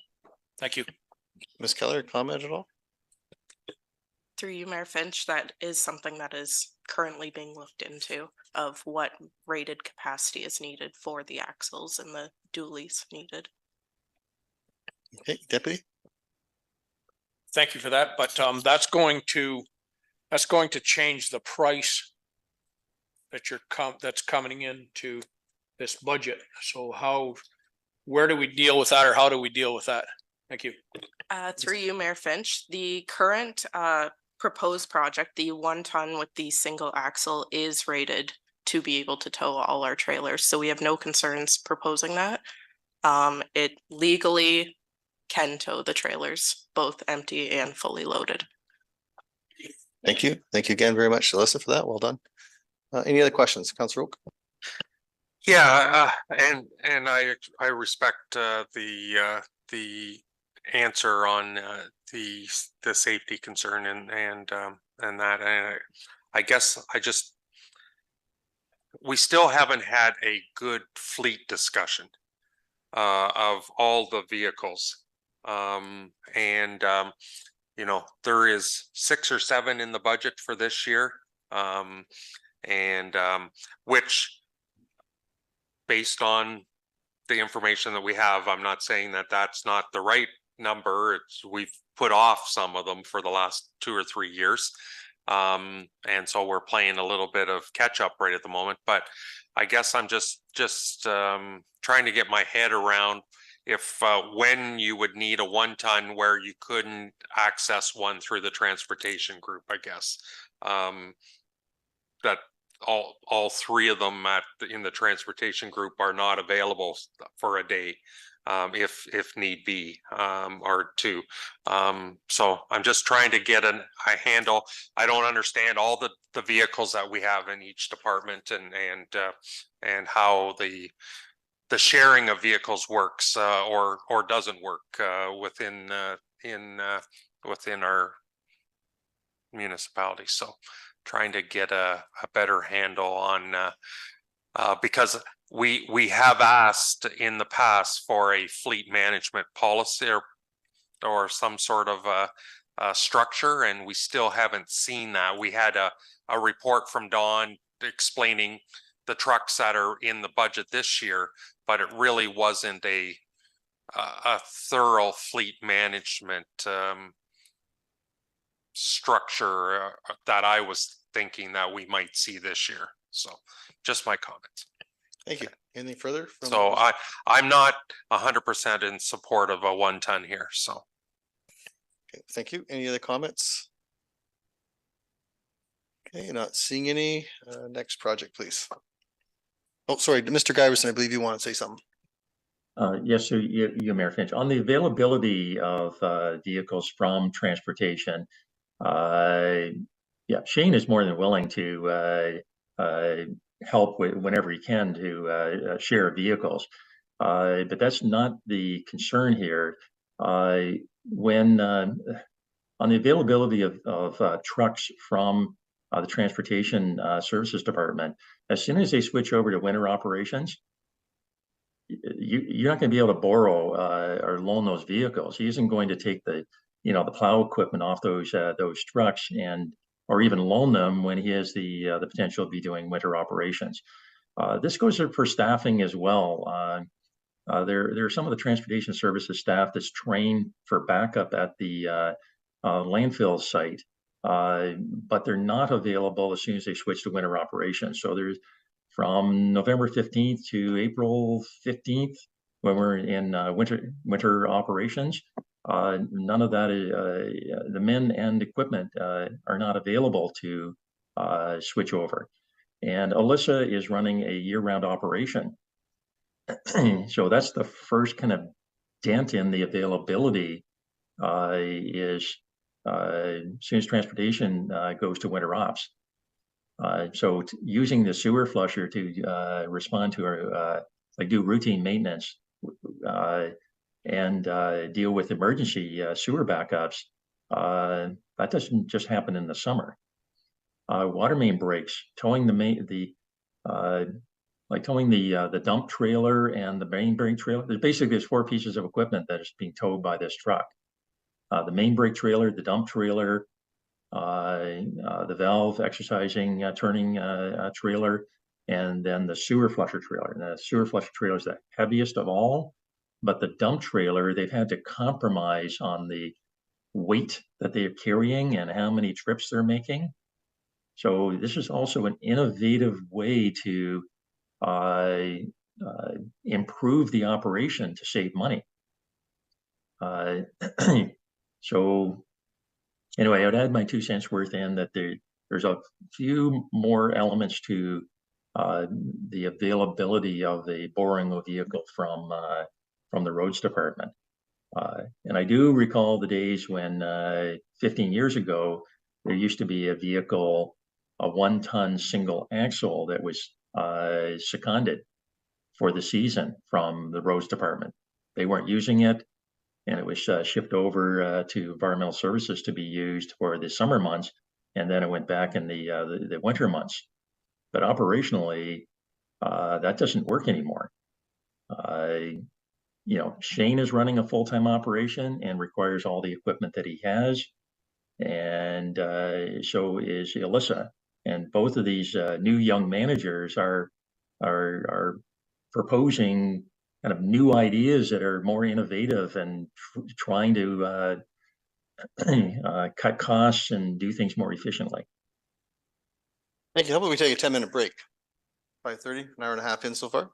Everybody go with that? Oh, Just while, okay, we can do that. Sure. just while we're, discussing this, I guess, I see where you're coming from. I know in other areas we've talked about transferring vehicles from one department to other after so many years or whatever. And I guess I'm just wondering, is there, that's all part of a fleet strategy that I see, and maybe there could be something done where, it's in a department for a couple years and then it goes to another department where the mileage isn't being put on it or whatever, that kind of strategy, so that we're not necessarily buying new vehicles in every department and not sort of working them way through the different departments as we did earlier in this budget with another truck that got is going to get transferred down into the community service group. So just wondering if there's more creativeness that we could have in and I'm hoping in the next year that we actually see some sort of a fleet management strategy put out there, because I think in light of budgets and our budgets moving forward aren't going to get any better in 2025 and 26. It's only going to get tighter, and so we need to be as more nimble and creative as we can, and I think we owe it to actually have some sort of a fleet management strategy here. Okay, thank you. Okay, one more truck then. Oh, sorry, Councillor Vaughan, you had something? Yeah, just before we break, I would just like to say I'm in complete agreement with Councillor Oak. This fleet management strategy has not been, it's not a new idea.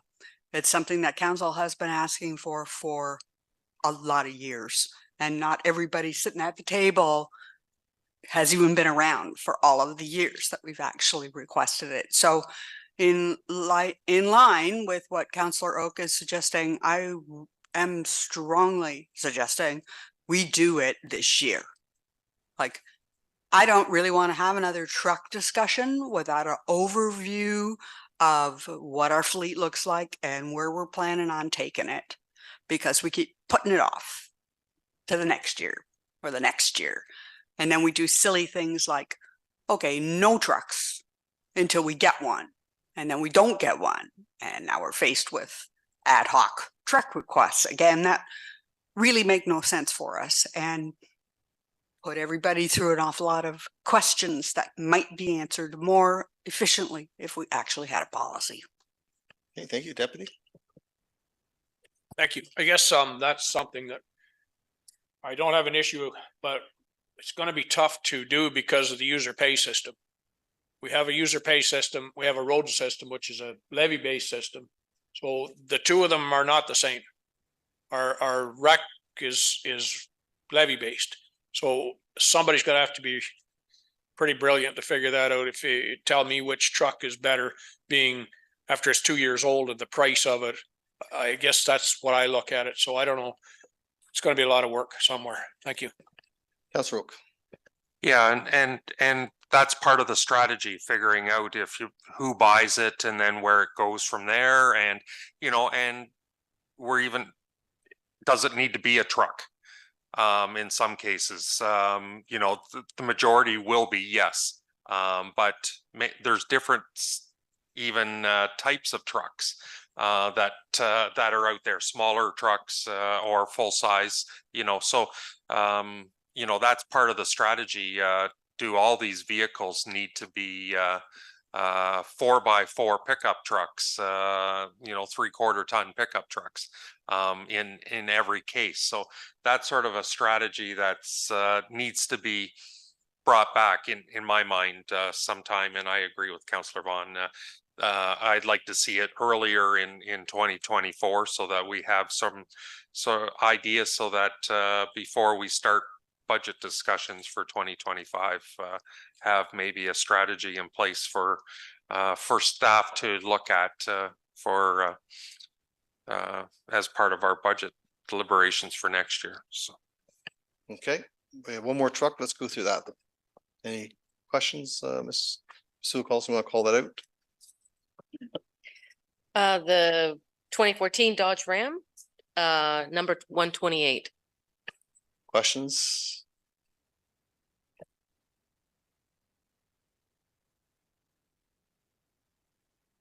Okay. Not seeing any. Very well. Now we can take maybe a 10-minute break. Okay. 10 minutes. We'll be back. Thanks.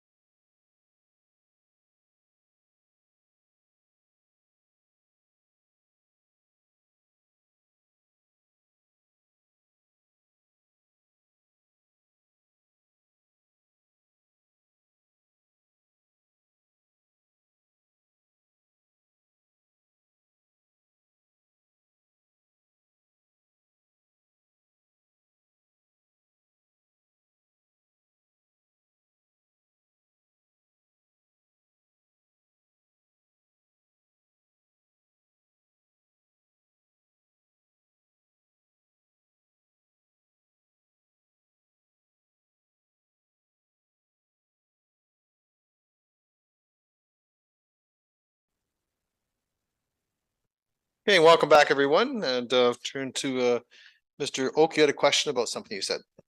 Yeah, thank you, Mayor. Just wondering, in the solid waste capital budget, we don't have anything in the forecast for the next 10 years. And I guess I'm just wondering, is there any update? Because we are doing the steps for an expansion someday.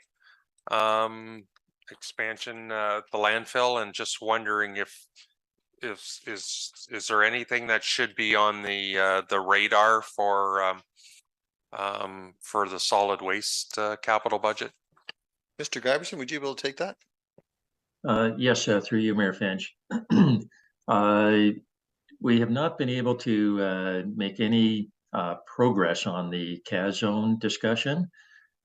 So there's been some updated discussions with our consultant and our hydrogeologist to do some follow-up discussions early in the new year with the Conservation Authority. So since it's still a little uncertain at this stage, we chose not to put a capital budget forward until we can figure out the CAS zone issue. Thank you. Councilor Oak. Yeah, so I guess maybe you know, the importance of that landfill is critical to our municipality for sure. And I think I'm not sure how many years of life we have left in that. That number changes from time to time a little bit, but so just wondering, what are the other options if the Conservation Authority doesn't agree to working with us on that? What are our other options there? Mr. Giverson. Through you, Mayor Finch. There was always the option of installing a cutoff wall or curtain wall along the property line and intercepting the groundwater and pumping and treating that. That's the most expensive option. So there are some ideas that are being proposed with the discussions with the Conservation Authority staff that our preference would be allow us to have those discussions first, and then we can bring that information back to council on options on acquiring an agreement or acquiring property. So it's a little premature to report at this time, but that's our next step. Is if we're not making progress on a CAS zone agreement, there's a few other ideas that we have on trying to acquire an agreement or acquiring rights to property. But it is a little premature to discuss it at this stage. Thank you. Okay, I turn to staff. Next, please. Item 4.3.1, it's a South Huron Arts Center, and the request from the Arts Center was to consider an annual operating cost of $7,000 a year, less any amounts from the Sunset Foundation. Okay, Mr. Neeb has excused himself pursuant to the pecuniary interest rules. Councilor Oak, please. Thank you, Mayor. I'm just wondering, since we had a reduction in the MOU this year of $10,000 in an agreement that is no longer, whether we would consider maybe I think it's up to $7,000 depending if they get funding through the Sunset Foundation. Just wondering if that would be something that council would consider putting it through an MOU in light of we have 10,000 less that we have currently. That was in the Lions agreement. Thank you. Councilor Vaughn, you had a comment? I see your light on. Yes, so it is. Sorry. Okay, very well. Deputy, you had something. Thank you. I guess I look at it a little different way. I thought we were not into the grant business anymore. We have a sunshine, sorry. We have a foundation that you can apply for grants. And that's the way I would like to see us keep going. If we give 7,000 here, what's to say somebody else isn't going to come in and ask for even 5,000? To me, a grant's a grant, and I'm not in favor of handing out grants. Yeah, Councillor Oak. Yeah, and I understand that, Deputy Mayor. The only reason I was offering or suggesting it is because this is another recreation item that people utilize, the Arts Center, and it's an area that that the municipality supports significantly on other recreation items in the municipality, and in my mind, it's part of the culture and recreation side of our support, and that's why I was suggesting that there might be they're still going to be applying for the Sunset Foundation funding each year, and if there's any shortfall in the amount that we would maybe consider it. So that's just my thought. I know it's an active center. There's a lot of good things going on at that center and that the municipality isn't the one that's actually offering the programming, which it's nice to see another group doing that front. So just my take. Thank you. Any other comments? Councillor Um, yeah, I tend to agree with the deputy mayor here. We did commit some years ago, so many years ago, that we were going to get out of the grant making business. This particular request is kind of not even in line with what you might typically ask for in a grant. This is for, at least the way it's written, operating expenditures. And I've applied for a lot of grants in my days, and none of them go along with operating expenditures. Typically, they're looking for an organization that is actually sustainable and is going to be around for a while, that they'd like to inject some life into. It's usually through a capital expenditure. So when we have a grant, first thing, it's a grant. The second thing is it's a request for operating expenses, and operating expenses tend to happen every year. And so once you're in, there's an expectation you're going to stay. I don't support this. Okay, thank you. Councillor Dietrich, you had something? Thank you. I agree with the deputy mayor and Councillor Vaughn. We're running a municipality here, not a grant store, and we're not federal or provincial. We don't have the funds to work with, really. Thank you. Okay, thank you. Any other comments? So no further direction on this? Councillor Oak. I'd like to see a resolution and formally say yes or no. Okay, go ahead. That $7,000 for the South Huron Arts Center be incorporated into the Corporate Services Community Grants budget line for 2024. So moved. Yeah, up to 7,000. Yeah. Thank you. Up to $7,000. Thank you. Is there a seconder for that?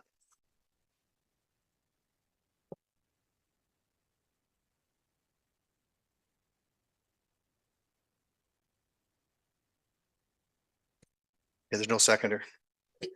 Thank you. Next item, please, and we'll call Mr. Need back in. Okay. 4.3.2 Dashwood Fire Station.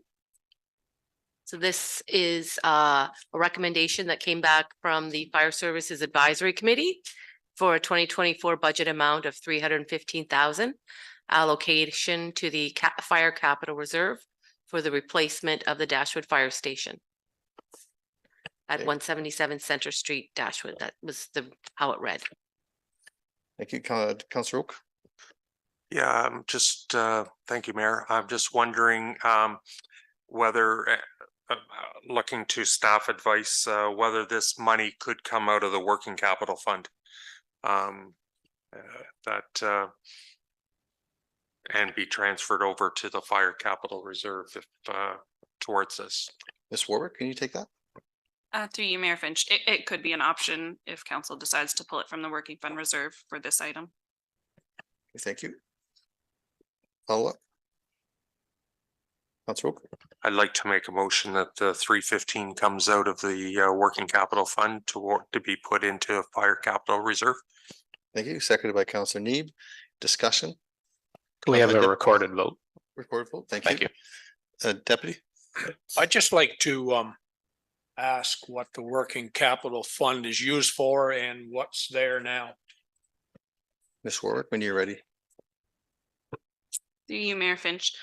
According to our reserve policy, the working fund reserve is to provide funding to offset extraordinary and unforeseen expenditure requirements, one-time expenditures and shortfalls to minimize fluctuations on the general tax levy and to manage cash flows. We are currently estimating that the balance as of December 31st, 2023 will be about $3,870,000. Okay, thank you. Is there someone else that had a question? I think over here before I go back to you, Mr. Oak. No, go ahead, Mr. Oak. Yes, thank you. And that was in the report that you and Rebecca prepared, and currently based on 75% of taxes receivable would be around 3.2 is a comfortable number. So there is sufficient funds in there to do this as a one-time item as suggested. Ms. Warwick. Through you, Mayor Finch, based on our current reserve policy, the minimum recommended balance, yes. Thank you. Any other questions before we go to the recorded vote? Okay, not seeing any. Turn it over to Madam Clerk. That $315,000 be transferred from the working fund reserve to the fire capital replacement reserve in 2024 and committed to the replacement of the Dashwood Fire Station. Moved by Councillor Oak, seconded by Councillor Neeb. Councillor Neeb called for a recorded vote. Councillor McLeod-Higgett. I'm confused on what we're doing here. I'm sorry. So recorded vote, yes or no, and Can you turn your microphone on, please? Yeah. Sorry, I was still trying to wrap my head around what we're actually voting on. Sorry. so voting on transferring fund $315,000 transferred from the working fund reserve to the fire capital replacement reserve in 2024 and committing those funds to be put towards the Dashwood Fire Station replacement.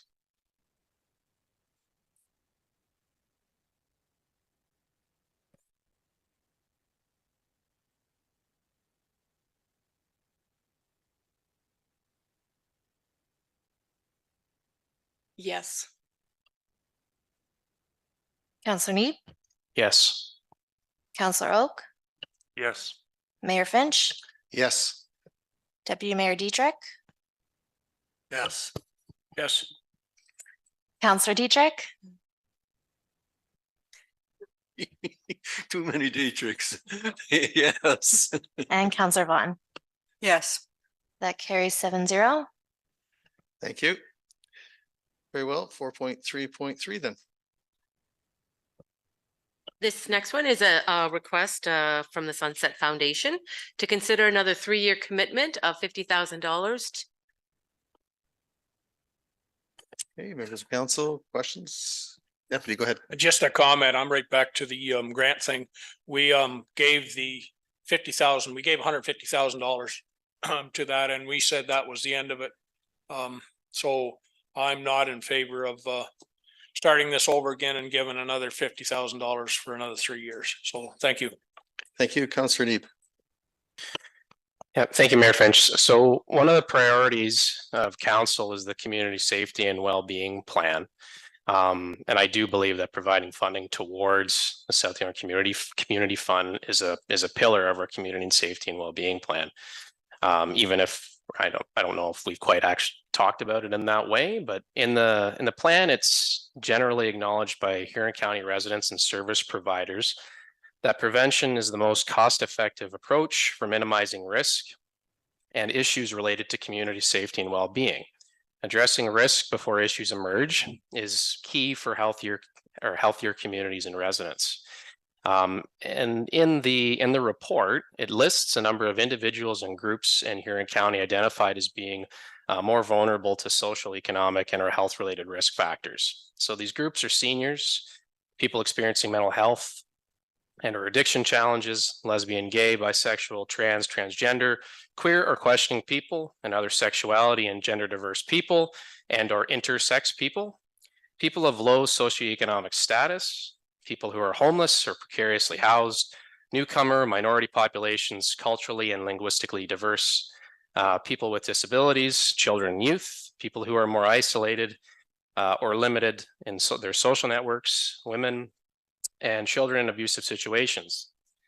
So with that stated, we've received presentations over the last 3 years, and a number of these groups have been supported through the efforts of the Vibrancy Fund.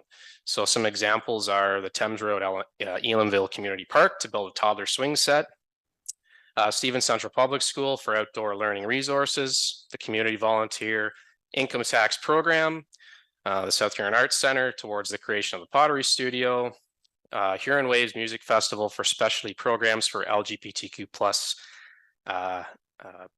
members of the community, Foundation for Enriching Education, Perth Huron to support the Caring Fund, Exeter Skating Club for skating bursaries, Big Brothers and Big Sisters, South Huron to support the Summer Day Program, the Alzheimer's Society of Huron Perth to support Minds in Motion Program, and the Exeter District Heritage Foundation for the Exeter 150th celebration programming.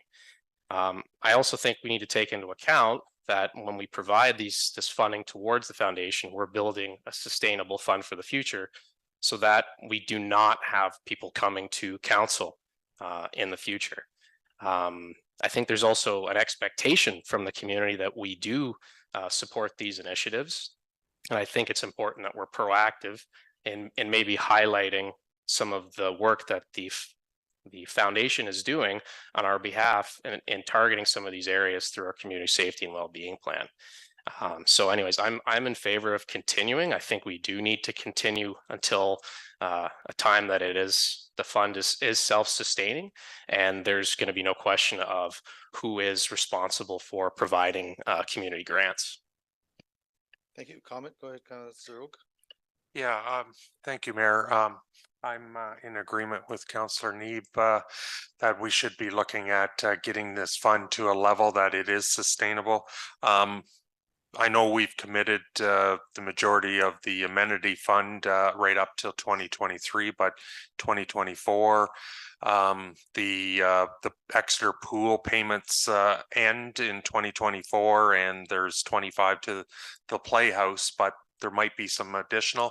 So I'm just wondering if this could be deferred to our 2025 budget discussions and when there's some amenity fund availability.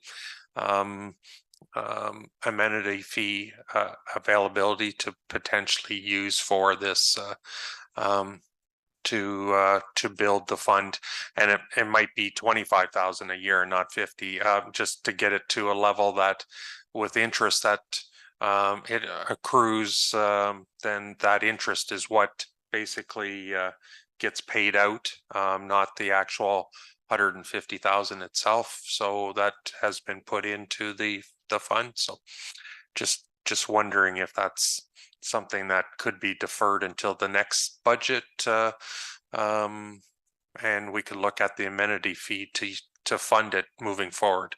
Just a thought. Okay, thank you. Do we want to make a motion right now or read this motion, or have somebody move that? Councillor Neeb? I'll move it. Okay. Could I get a clarification of the motion then?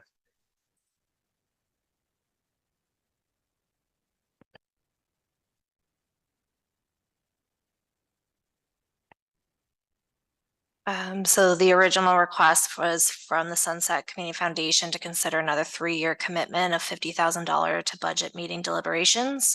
So that was referred to this budget meeting or this budget discussion, could be deferred to a 2025 discussion.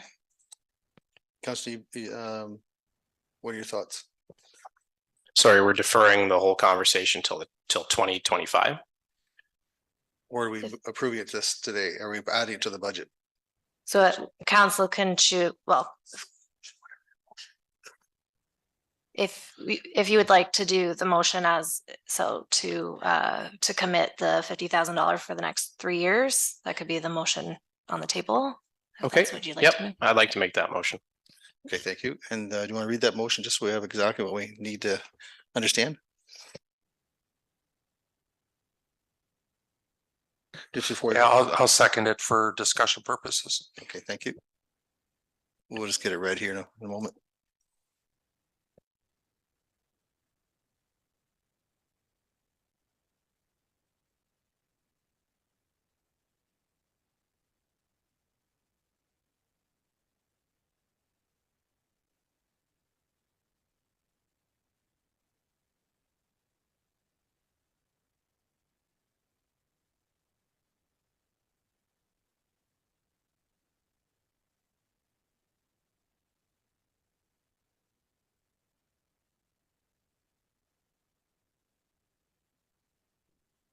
That South Huron Council commit $50,000 a year for the next 3 years to the Sunset Community Foundation. Councillor Abe, so moved. So moved. And Councillor Oki, second that. Yes. Thank you. Any further discussion? I'd like to speak to it. Councillor Dietrich, go ahead. How much was that again? 50,000 each year. 50,000. Could we have a recorded vote on that? Absolutely. Thank you. Any other discussion? Okay, Deputy, if you want to take the chair, I wouldn't mind speaking to that.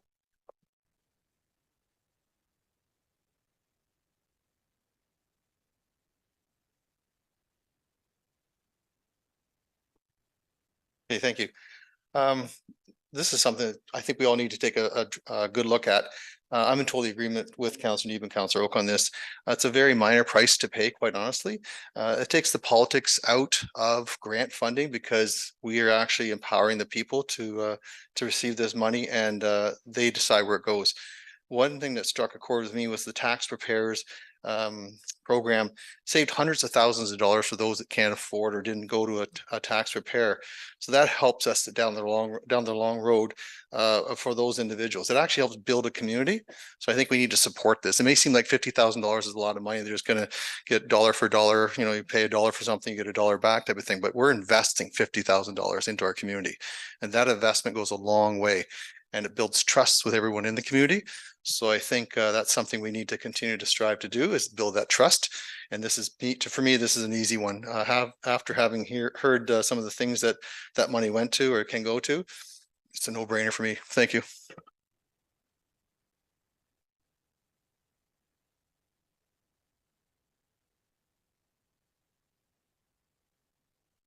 Madam Clerk, any other discussion?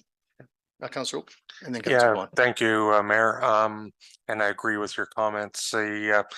What I like about this, the Sunset Foundation, is the leveraging that they do with the money that comes in, that they usually get 2 to 3 or 4 times the amount of dollars from other levels of government and other organizations on some matching funds for these funds, and there's a whole group of groups that like you said, apply for this funding that don't normally request a lot of funds through us, and I agree, it does take the politics out of it because it's a different independent body that's actually making the decision on these the groups that are applying. So I'm definitely in full support.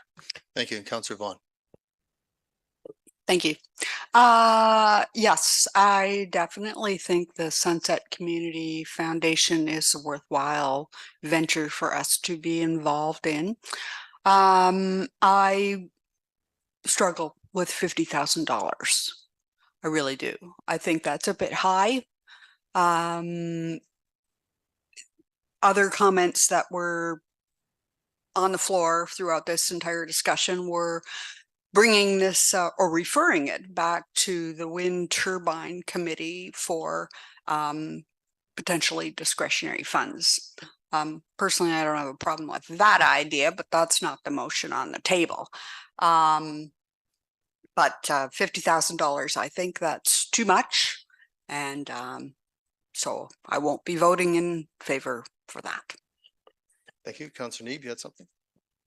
I guess too, where I'm coming from is I can remember in years past when we did receive community grant applications and we would be spending $50,000, $60,000 per year. Like that was, I think, one of the reasons why council initially decided for that 50,000. So I guess from my perspective, putting it off for a year doesn't do anything. Like it sets us back a year and sets the foundation back a year. You know, I do think maybe the conversation should be at what point do we say, okay, the foundation is sustainable and no longer needs the support from the taxpayer to make it happen. But I do think it's incredibly important, considering I've, you know, sat in and watched some of those meetings and know how important the community grants programs are to organizations within the community that provide services to our community and well-being. So that's why I think waiting a year is not part of investing in the community. And the $50,000 I think is, yes, considerable, but that is what we had been spending in the past. Okay, thank you. Any other comments, Councillor Vaughn? Yeah, I'd just like to add a clarifying question or clarifying comment for the benefit of the newer councillors who weren't involved in some of those years ago bygone decisions. It's true that we did debate as council. I think we spent a day just on this item alone, and that it was not untold of to have $65,000, $70,000 of grant money given away to various and sundry. But when we moved away from that and we moved into the agreement that we did have with the Sunset Community Foundation, we also took some of those funds that were formerly called grant monies and created things called MOUs. So really difficult to look at the 50,000 and compare it to 65,000 if you don't have the picture of what the MOUs actually are costing the municipality, because that's a relatively new thing that's come to be. You need kind of both pictures of that equation to actually come up with what's the right number. Okay, and thank you for that. Any other questions, Councillor Dietrich? It's not that I don't think this is a great organization, but I think it should be left up to the individual. Like if Councillor Neeb there wants to donate 10,000, he'll get his name in the paper and all the rest of it. You know, so that's my comment. Okay, thank you for that. Councillor Wendy McLeod-Haggett. Would you roughly know what is going out in MOUs? Ms. Warwick. Through you, Mayor Finch. In the 2024 proposed budget, we have $59,631 included for MOUs. Okay, thank you. Any other questions before I turn it over to Madam Clerk for a recorded vote?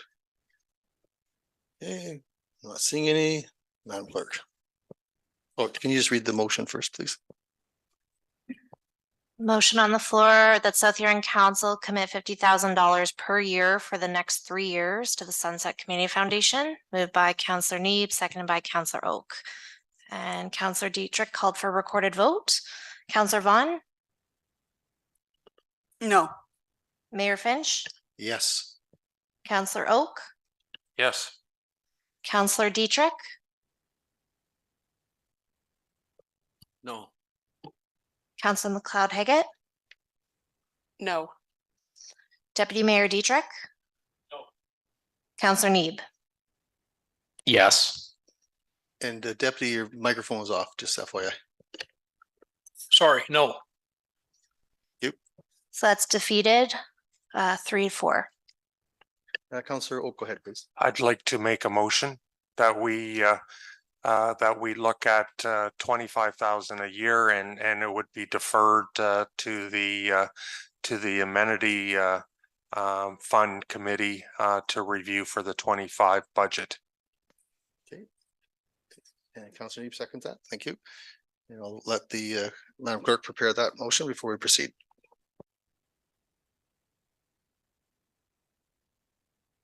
Councillor Vaughn, go ahead. Yeah, I'm just wondering if I can make a friendly amendment to that motion. And really, only relating to the year, that it be referred to the amenity group for a disbursement in 2024. Since we all know come January 1, we're going to have a totally different amount of money to look at in 2024. So could you just explain that again, Marissa? Yeah, what I'm basically saying is that rather than skip a year completely, and maybe I don't agree with 50,000, but I'm also not totally in agreement with skipping a year either, that we could look at it maybe in January or February, and we've got all of 2024 to make a disbursement and still be in 2024 year. Councillor Oak, you okay with that? Yeah, I would support that friendly amendment. Yeah, Councillor Neep. Yep. And just as now discussion. We'll let the can we just let the clerk have the time to prepare the motion so we know exactly what we're talking about.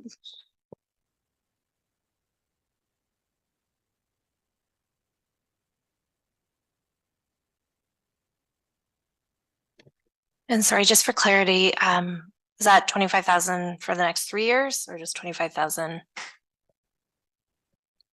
Councillor Oak. As part of the motion, I would suggest that it's 25,000 for the 24 year, and then the amenity fund could review and bring it back a report to council. Okay, Councillor Neep. Yep, sounds good. Thank you. I'll wait for the Madam Clerk to prepare that.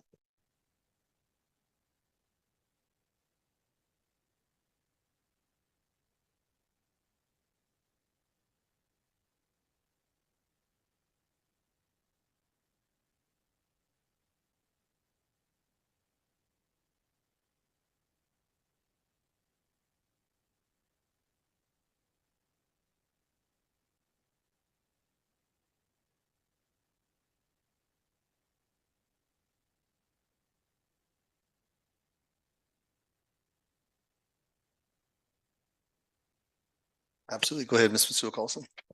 I'd also add that that's subject to wind turbine approval as well. Right, yeah. Okay, both mover and seconder satisfied with that.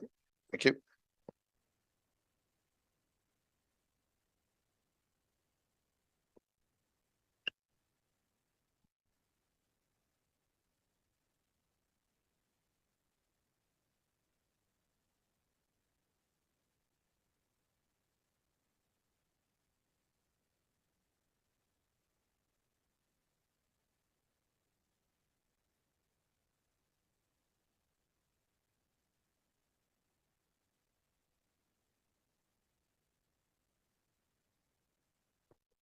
The council refer the commitment of $25,000 to the Sunset Community Foundation for consideration to the wind turbine amenity fee special purpose committee for 2024 budget deliberation consideration. Mover and seconder satisfied with that? Not completely. My thought was that we would move ahead with the 25,000 in 2024 from the fund or from the amenity fee.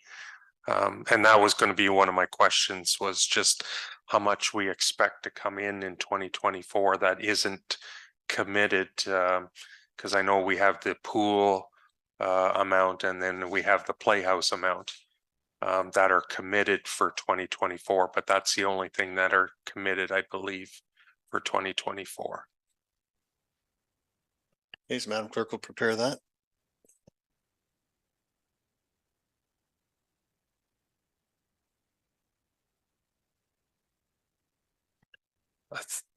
The thought I had was that it was 25,000 in 2024, and then moving forward, the amenity fee committee would make a recommendation moving forward to if 25 for 2025 and beyond, if so recommended. Okay, whenever you're ready. Just for clarification, so the 25,000 for 2024 to come out of the budget and then for the next 2 years to go to the amenity fee or the wind turbine for consideration? No, the 25 would come out of the amenity fee in 24 when the funds do come in. I don't know. That's just my thought, but maybe that can't happen. I think that would require a budget amendment in 2024, would it not? Because it wouldn't be included in this budget. Do you, Mayor Finch? It would depend on how the resolution reads. If you want to include it in the 2024 budget, we could, or if the discussion is held off till a later date, then it would be a budget amendment for a 2024 disbursement. Before we go much further, we just want to get the motion here down proper.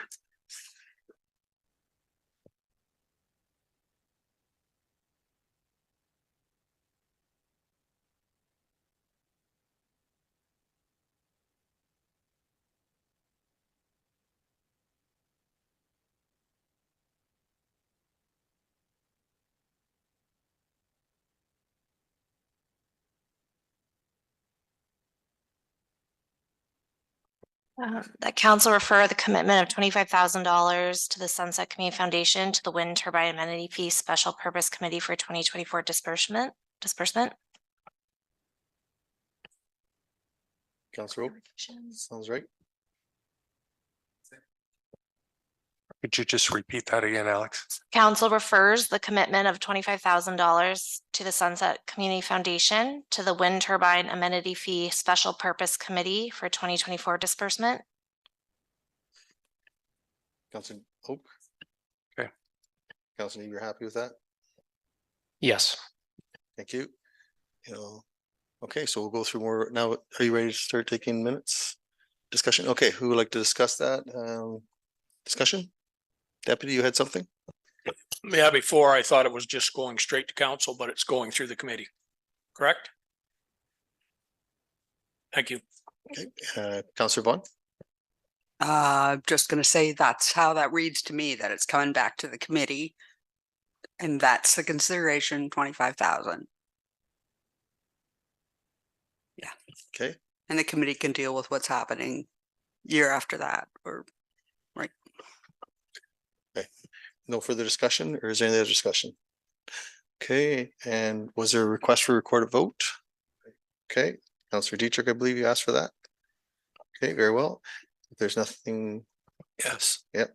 If there's no further discussion, I'll turn over to the Madam Clerk.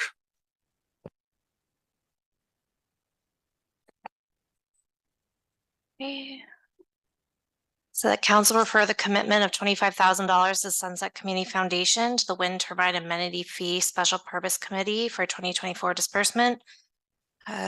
Moved by Councillor Oak, second by Councillor Neeb. And so for recorded vote, Mayor Finch, Yes.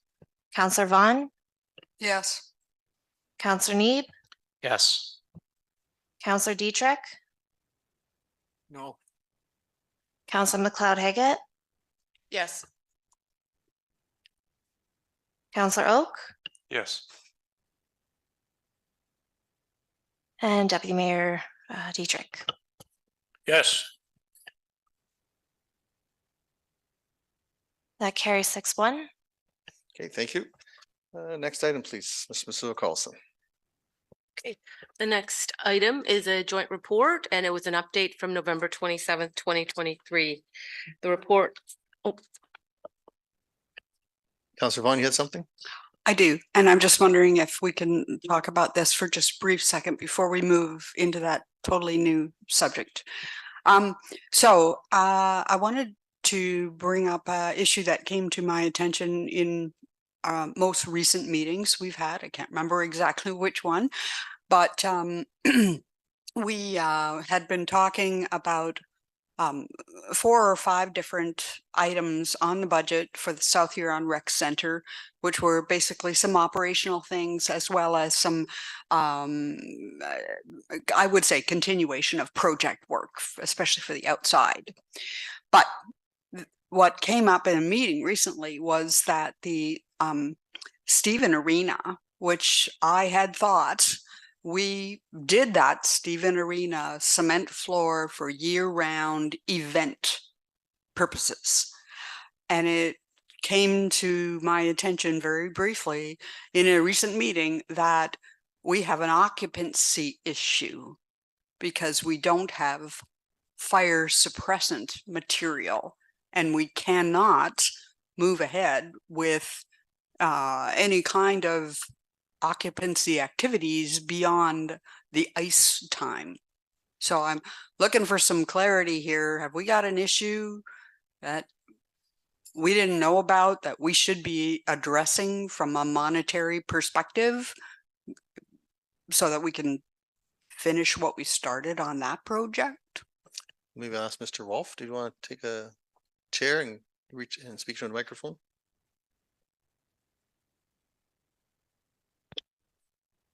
Through you, Mayor Finch. Yeah, this was brought up, I think, on the last budget meeting. So the Stephen Arena was upgraded to include a concrete floor and bleachers and a Zamboni or ice resurfacing room at the back. The building itself is currently an arena, right? That's what it was constructed for. It can be used for that style of use year round. So you can use the ice rink, the concrete pad for pickleball, broom ball, stuff of that sort, where it's activity on that floor area and then you're off. You cannot use that for buck and does, 4-H's, concerts, community center, anything like that, because it is a change of use in the building code. Excuse me, in the building code. If council wishes, I can prepare a bit of a report and a background so that everybody has that in front of them, because it does get very technical. And if you want to change the use of the building, there is a building permit required, which will, which will probably require sprinkler systems, potentially washrooms, the way it's designed. Quite a bit of stuff that an architect would have to review and provide design for. So again, if you wish, I can prepare a report to bring it back to council. Councillor Vaughn?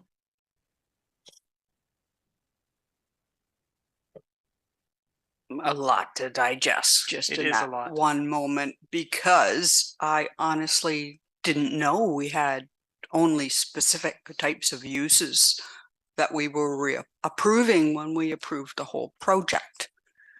So that's my first, I'm having a tough time getting past that. To go ahead and say, yeah, sure, let's create another report. I'm not even exactly sure what to ask for, because I never thought I'd be in this spot to have to ask for anything as it related. I would suggest at a minimum, I would like to know every use we can use that building for. Okay, thank you. So start at the baby steps before we come up with an idea for another report. Okay, thank you. Mr. Rolfe, can you? No, I'm good with that. I can bring it back the report as soon as possible. Okay, great. Thank you. Thank you, Mike. Any other questions in regards to that? Okay, thank you. We can move on to 4.4, I believe.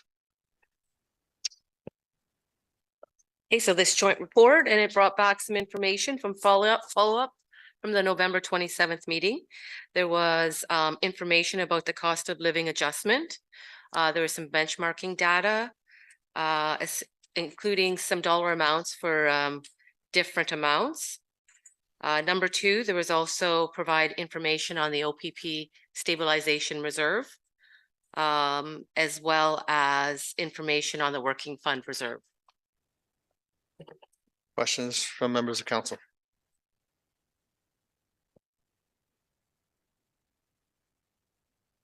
Councillor Roque. Thank you, Mayor. So just a question of with the budget items that we've gone through tonight, where are we sitting at currently? Have we had any changes to the impact sheet that you provided earlier tonight with anything that we've recommended or not recommended tonight? Ms. Warwick. Through you, Mayor Finch.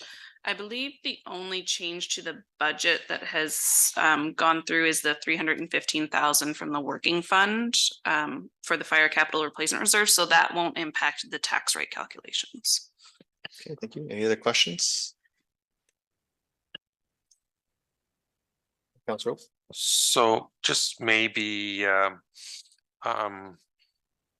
and I appreciate all the information that's in the report. That's really well detailed.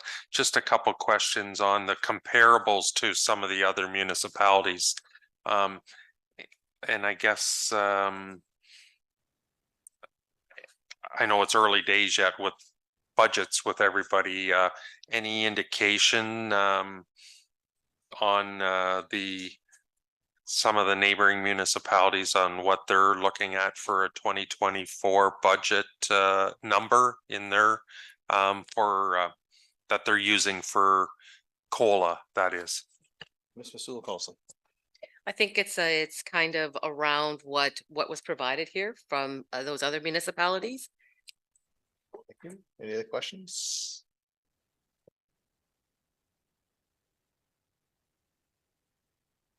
Councillor Roque. So could we recap what is in our budget today under wages and benefits? That's that line item again, just for clarification in the budget impact statement there. Ms. Warwick. Through you, Mayor Finch. So that wages and benefits line includes any changes that occurred with any wages and benefits item. So it includes any step movements that individuals might have. It includes any changes to our cost of benefits. It includes any position changes, and it includes a 3.6% cost of living adjustment. Councillor Roque. And that is to all staff, because I know the pay review that was done or compensation review that was done, not all employees of South Huron were included in that compensation review at the time. So this would take into consideration all employees. Ms. Warwick. Through you, Mayor Finch. Yes, so this would include, for example, volunteer firefighters also get the cost of living adjustment. Okay, thank you. Any other questions? Councillor Roque. And it would take into consideration the minimum wage increases that came into effect like October 1st and what's projected for next year for, some of our seasonal employees or where we're at in pay scale with like lifeguards and et cetera, et cetera. Ms. Warwick. Through you, Mayor Finch. So certain positions, if they are budgeted at minimum wage, then the minimum wage has been updated according to the new minimum wage. Other than that, the part-time positions, like all the part-time positions, they would all get the cost of living adjustment, the entire grid changes. Thank you. Any other questions? Okay, Councillor Vaughn. I don't know exactly what question to ask, but I still think that the overall staff increase is just too high. And I don't know exactly what the best way is to crack this nut, but I just would have a very difficult time going out to my constituents and suggesting that this is reasonable in any one given year. I think 3.9% on top of the adjustments is a bit on the excessive side. So I would rather see us look at a COLA if we're going to have a market increase that fits more around the 3% or even 2.5%. Because we haven't had any suggestions coming. There are many different ways to cut this.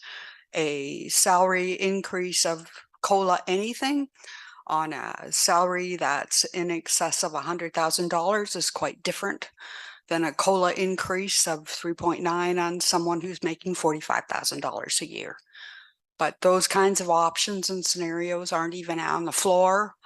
I could ask for another report because it wasn't even an option that was given at this time. I don't know if that would just be a waste of breath at this point. But I do think collectively, if there have been some people who have won with grid movements, and there are others who haven't won at all and will really be looking for a decent cost of living raise. So I'm not sure what the appropriate mix is. I just know that where we sit right now, I'm having a trouble with. Councillor Neep. I agree that the increase seems extraordinary, but I think with the amount of inflation we've seen in the last year, that it matches the inflation. I think, and I go back in my head to when we completed the compensation review, and we are seeing these grid increases, and I see them as, yes, it's a cost. It's a cost of doing business, but it's also tells me and informs me that perhaps we have not been compensating our staff fairly in the last decade. And when they completed the compensation review, they were comparing apples to apples with other municipalities. So my main concern is that if we fall back, even on the cost of living increase, we are telling our staff, go somewhere else. That they're not worth the cost of living increase. And I think we can all agree that there's a labor shortage. They are looking, other places around Ontario are looking for skilled workers, and we risk having our staff poached. We risk our staff, new staff having to come in and relearn. And that is a detriment to the municipality. It's a detriment to the services, and it's a detriment to our taxpayers. So I see this cost of living increase as being part of the cost of doing business. Does it need to be 3.6? Maybe not. However, I think saying that, oh, because there's a grid increase, we shouldn't provide COLA, that's doesn't check out with me, considering the pay compensation review that we completed. Councillor Oak. Yeah, thank you, Mayor. I guess I'm just looking high level at the numbers and in the report that there's currently based on the report 65 full-time individuals that do not move up on the grid in 2024 is what so COLA is their increase this year, the way that's reading. The last year there wasn't a COLA increase. There was the grid increase is what transpired for the majority. So the 4-year average without that zero last year is 2.5%. So I'm just wondering if that makes more sense than the 3.6 as far as a COLA number. Any other questions, comments? Councillor Vaughan. Yeah, just a clarifying question on something that Councillor Oak brought up. He said that there's going to be no cost grid for 64, 65 staff in 2024. And so I would ask that in 2023, how many did we actually change from a grid perspective? Because I would assume we did all the work in 2023, so there wouldn't be expecting big swings in 2024, but might be looking at financial impact as a result of what we did in 2023. Am I reading that correctly? That we've already kind of done the work? Mr. Paulson. Yes, staff moved into the grid in this year. And now I'm not exactly sure offhand how many moved on the grid this year. I don't have those numbers right on me. Okay, thank you. Deputy, go ahead. Thank you. You know, you look over a lot of this stuff here. It's got inside workers, unionized, non-unionized. There's a lot of different numbers here. I don't have an issue with a 3% increase. I mean, I'm like Councillor Neeb, we need to keep our staff here. I know 3%, there's a lot of people's not going to get a 3% increase outside the municipality, but I think we need to move forward with that because simple reason, we have good staff and we want to maintain them. Thank you. Thank you. Any other comments? Councillor McLeod Haggett. I would be comfortable with a 3% raise. Okay, thank you. Any other comments? Okay, I'd like to speak to this also, Deputy.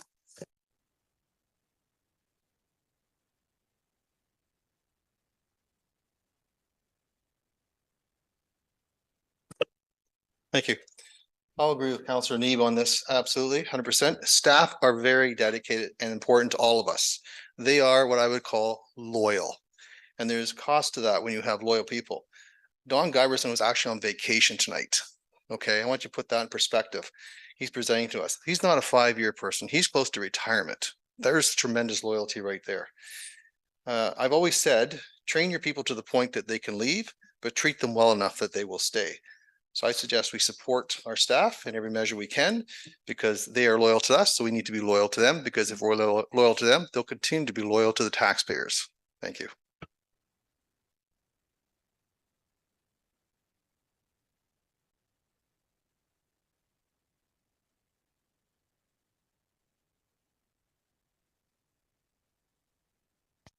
Anything further? Councillor Vaughn, go ahead.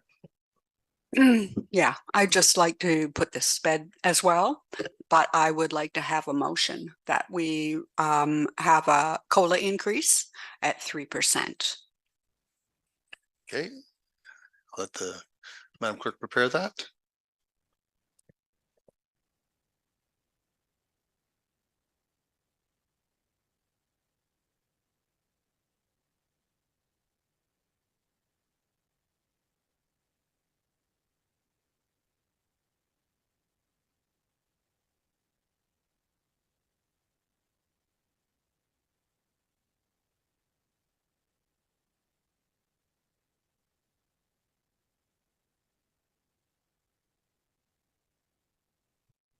That South Huron Council approve a COLA increase of 3% for the 2024 budget.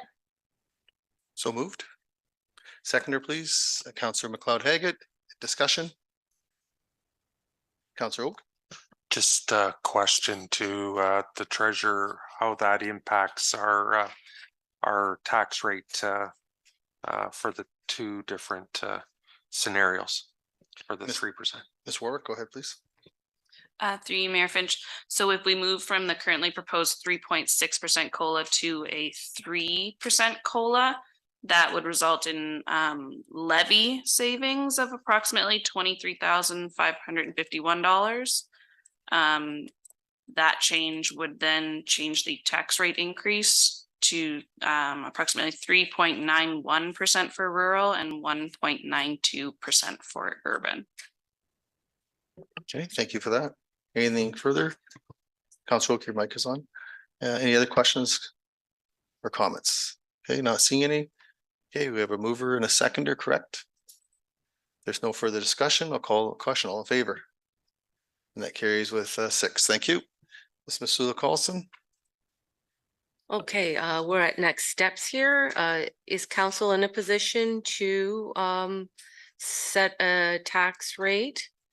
Or is there further discussion? Questions, discussion? Councillor Oak. I guess based on the information tonight, but I guess we're waiting till Monday night for a decision on one project that will affect this budget potentially. Ms. Masuda Colson. Yes, that will affect the budget, but it won't affect the tax rate if I understand that correctly. Ms. Warwick, is that correct? Yep, thank you. Any other comments? Councillor McLeod Haggett, Sorry, could you just repeat the tax numbers again? Ms. Warwick. Through you, Mayor Finch. So with the COLA change, that makes the rural tax rate increase 3.91%. So that's for wards 1 and 3. And the urban tax rate increase would be 1.92%. Thank you. Deputy, do you have something? Has nothing to do with the tax increase, though. It has to do with the budget, but not the tax increase. Okay. I had a couple of phone calls about same thing every year, paving the Sauble line. I was just wondering, and I don't know whether it's a question for the roads, whether it's Don or who answers the question. Does that road need to be engineered to have it surfaced, paved? Mr. Tiermans, did you want to take that? Jeremy's not touching that one. Go ahead, Mr. Tiermans. So you, Mayor Finch, yes, there would definitely have to be some type of engineering. There'd probably have to be some geotechnical that would have to be done too, to see what the surface is like below and along the sides, if there would have to be any widening. And then there's also some structures that may need to have guide rails and stuff installed to narrow in some of that traffic. Deputy, follow up. Yes, wondering if we could put that into next year's budget, if that's possible, or consider putting that into next year's budget. I don't know how that works, but. Councillor Oak. When, just for clarification, next year's in 2025 budget, you mean? Yes. Yeah.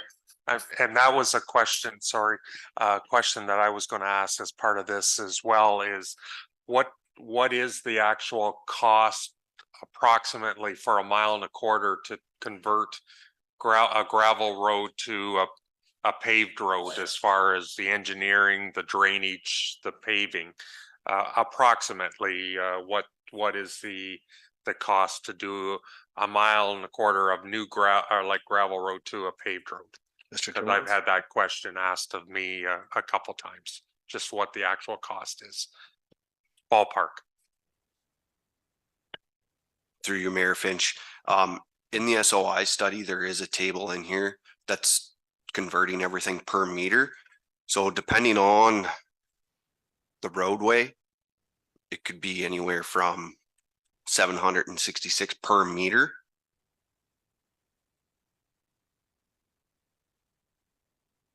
to 268 per meter. So just even a cost breakdown, and it's in table 10, just maintenance alone, gravel is $5.80 per meter per year.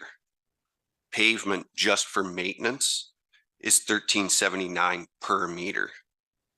So there would also have to be some operational costs that would have to go up if we start adding more pavement to a large structure like, say, a Sauble, or adding paved roads. Thank you, Mr. Tiermans. Thank you. I just wondered what the actual cost was for that. So it'd be nice to actually have maybe a report come back to council to give us a handle on, an average road, just 1.25 miles road, in case, like deputies, road example sort of thing. Yeah. Okay, thank you. Mr. Tiermans, follow up. I guess that's what the SOI study is doing, is it's breaking down per meter costs already within the study. Yeah, no, and that's fair. There's a big range between 268 and 766 sort of thing per meter. So that's why I'm just wondering, and maybe we can't come up with a number like that without doing the engineering and finding out how how good or bad the base is of the road. Some roads are a lot better for drainage and base than other roads for sure. So there's no doubt about that. So Great, thank you. Thanks, Mr. Trimmons. Unless you have something further. Mr. Giberson, go ahead. Through you, Mayor Finch. So what Shane is alluding to is a mile and a quarter of a road is approximately 2 kilometers or 2,000 meters. So the low end number, the 268, and I'm going by memory. Shane actually has the SOI report. So that means each mile and a quarter is $550,000 at the low end, and at the high end, it was close to 800,000 a meter. So that's 1.6 mil, and that the high end number was a complete rebuild of the road. So that's removing everything there and building up gravel base, drainage, the whole kit and caboodle. So you're in that order of magnitude. You can round off the numbers to like $500,000 low end. If you're just dressing up the surface that's there, you're applying a layer of granular A and paving it. That's the low end number. And then from there, the cost can go up to 1.6 mil for a mile and a quarter or 2 kilometers of road.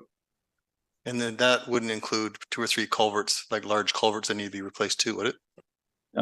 That's correct. We, depending on which section of the Sauble line that we're considering, we would have to check to see if there's any structures over 3 meters in diameter, and to see if, because each one of those to replace, you're talking minimum $500,000 and up to do that kind of replacement.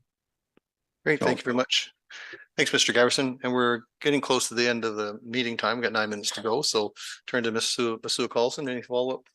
Nothing else? Anyone else have any comments? Councillor Vaughn.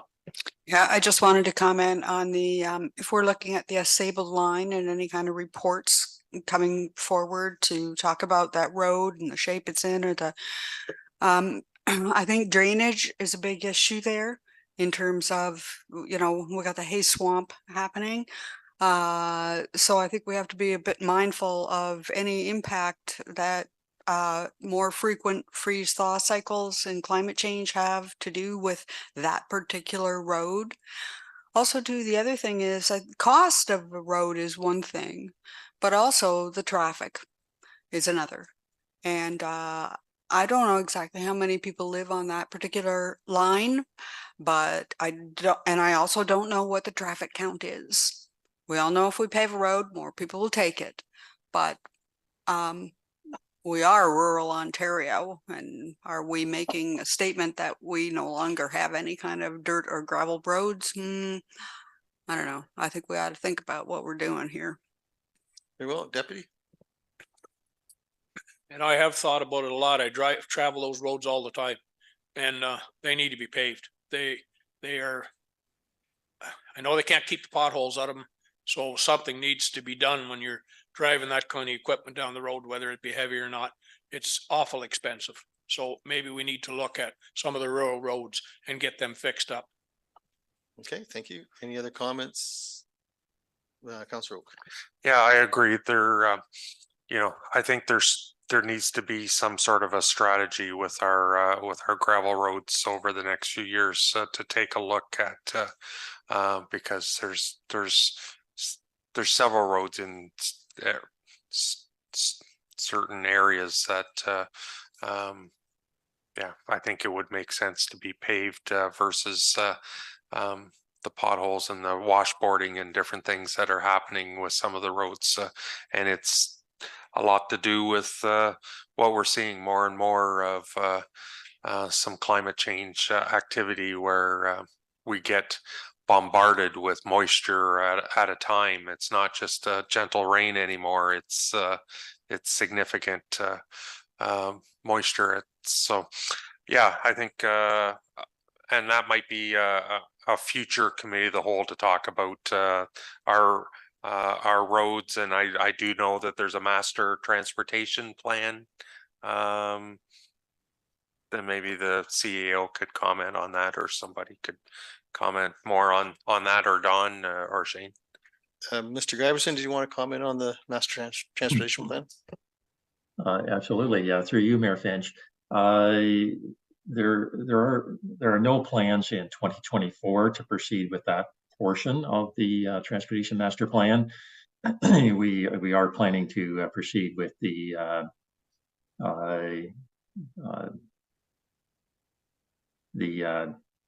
pedestrian portion of the master plan. But other portions of the master plan to expand the road network or the level of service that's planned for future years beyond 2024. If council wishes to include an engineering budget in 2024 to investigate this, that may be the best path forward.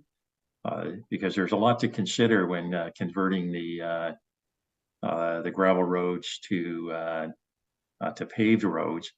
The one that immediately comes to mind is we have found some gravel roads in the Hay Swamp area that were originally corduroy roads.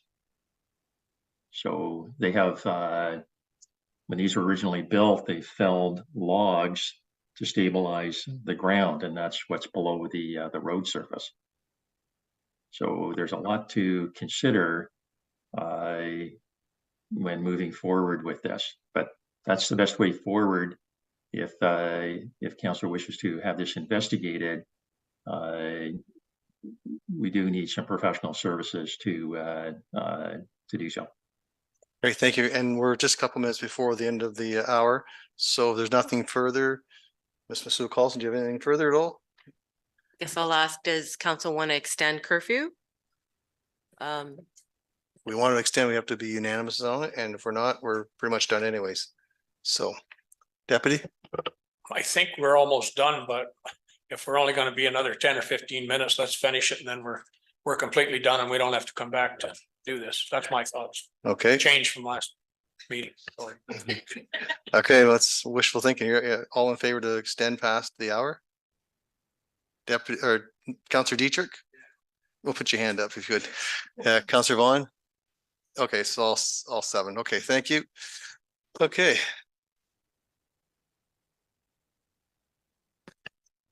Okay. Turn to Ms. Masuda-Carlson when you're ready. So I guess does council want to pass a resolution to add engineering in? Is that what, at the suggestion of, or not at this time? Okay. Deputy? I'm sorry, I was looking for it for 25. I just wanted to see what we had to do. But I'm looking for it for 25, if that's okay. Okay, so that's fine. Anything else then? There's nothing else from council? Ms. Masuda-Carlson, if there's nothing else? Then as far as next steps, was there the budget document itself, other than the one project that is going to be talked about at the next on the 18th? Is there anything that needs to be changed? Councillor Oak? No, I think I'd like to make a motion that we move the budget ahead as we've got it at this point in time. Okay, thank you. And I'll let the Madam Clerk, you will set. I don't know if we need to actually spell out the tax increases in the motion. I'll just let Madam Clerk prepare that motion then. And it's 3.91 rural and 1.92 urban, right?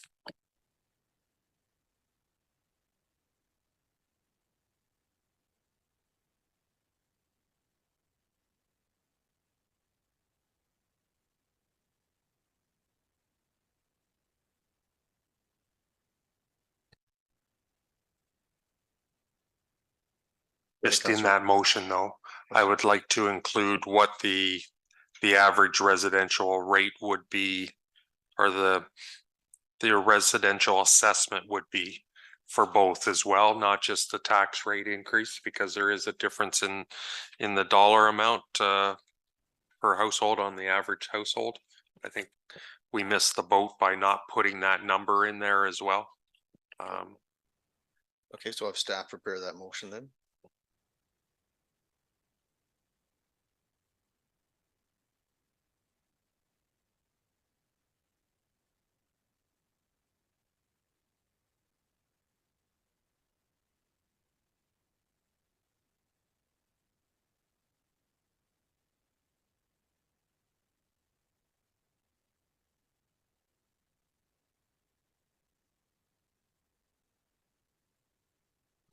We do a 5-minute recess so staff can get that prepared and that'd be fine. Thank you.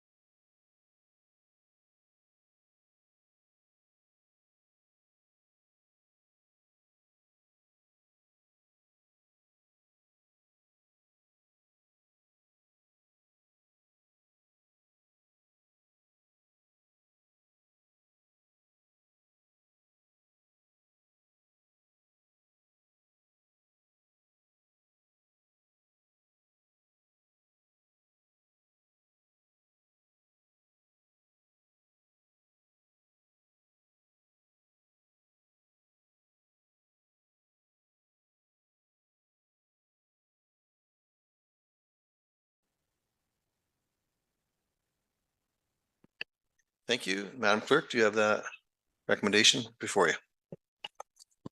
That South Huron Council approve the 2024 draft operating and draft capital budget reflecting a 3.91% tax rate increase for Ward 1 and 3, representing approximately $1,785.20 in municipal taxes for the average residential assessment in South Huron, and a 1.92% tax rate increase for Ward 2, representing approximately $2,050.19 in municipal taxes for the average residential assessment in South Huron, as presented and amended by resolutions for adoption by council at the January 15th, 2024 regular council meeting.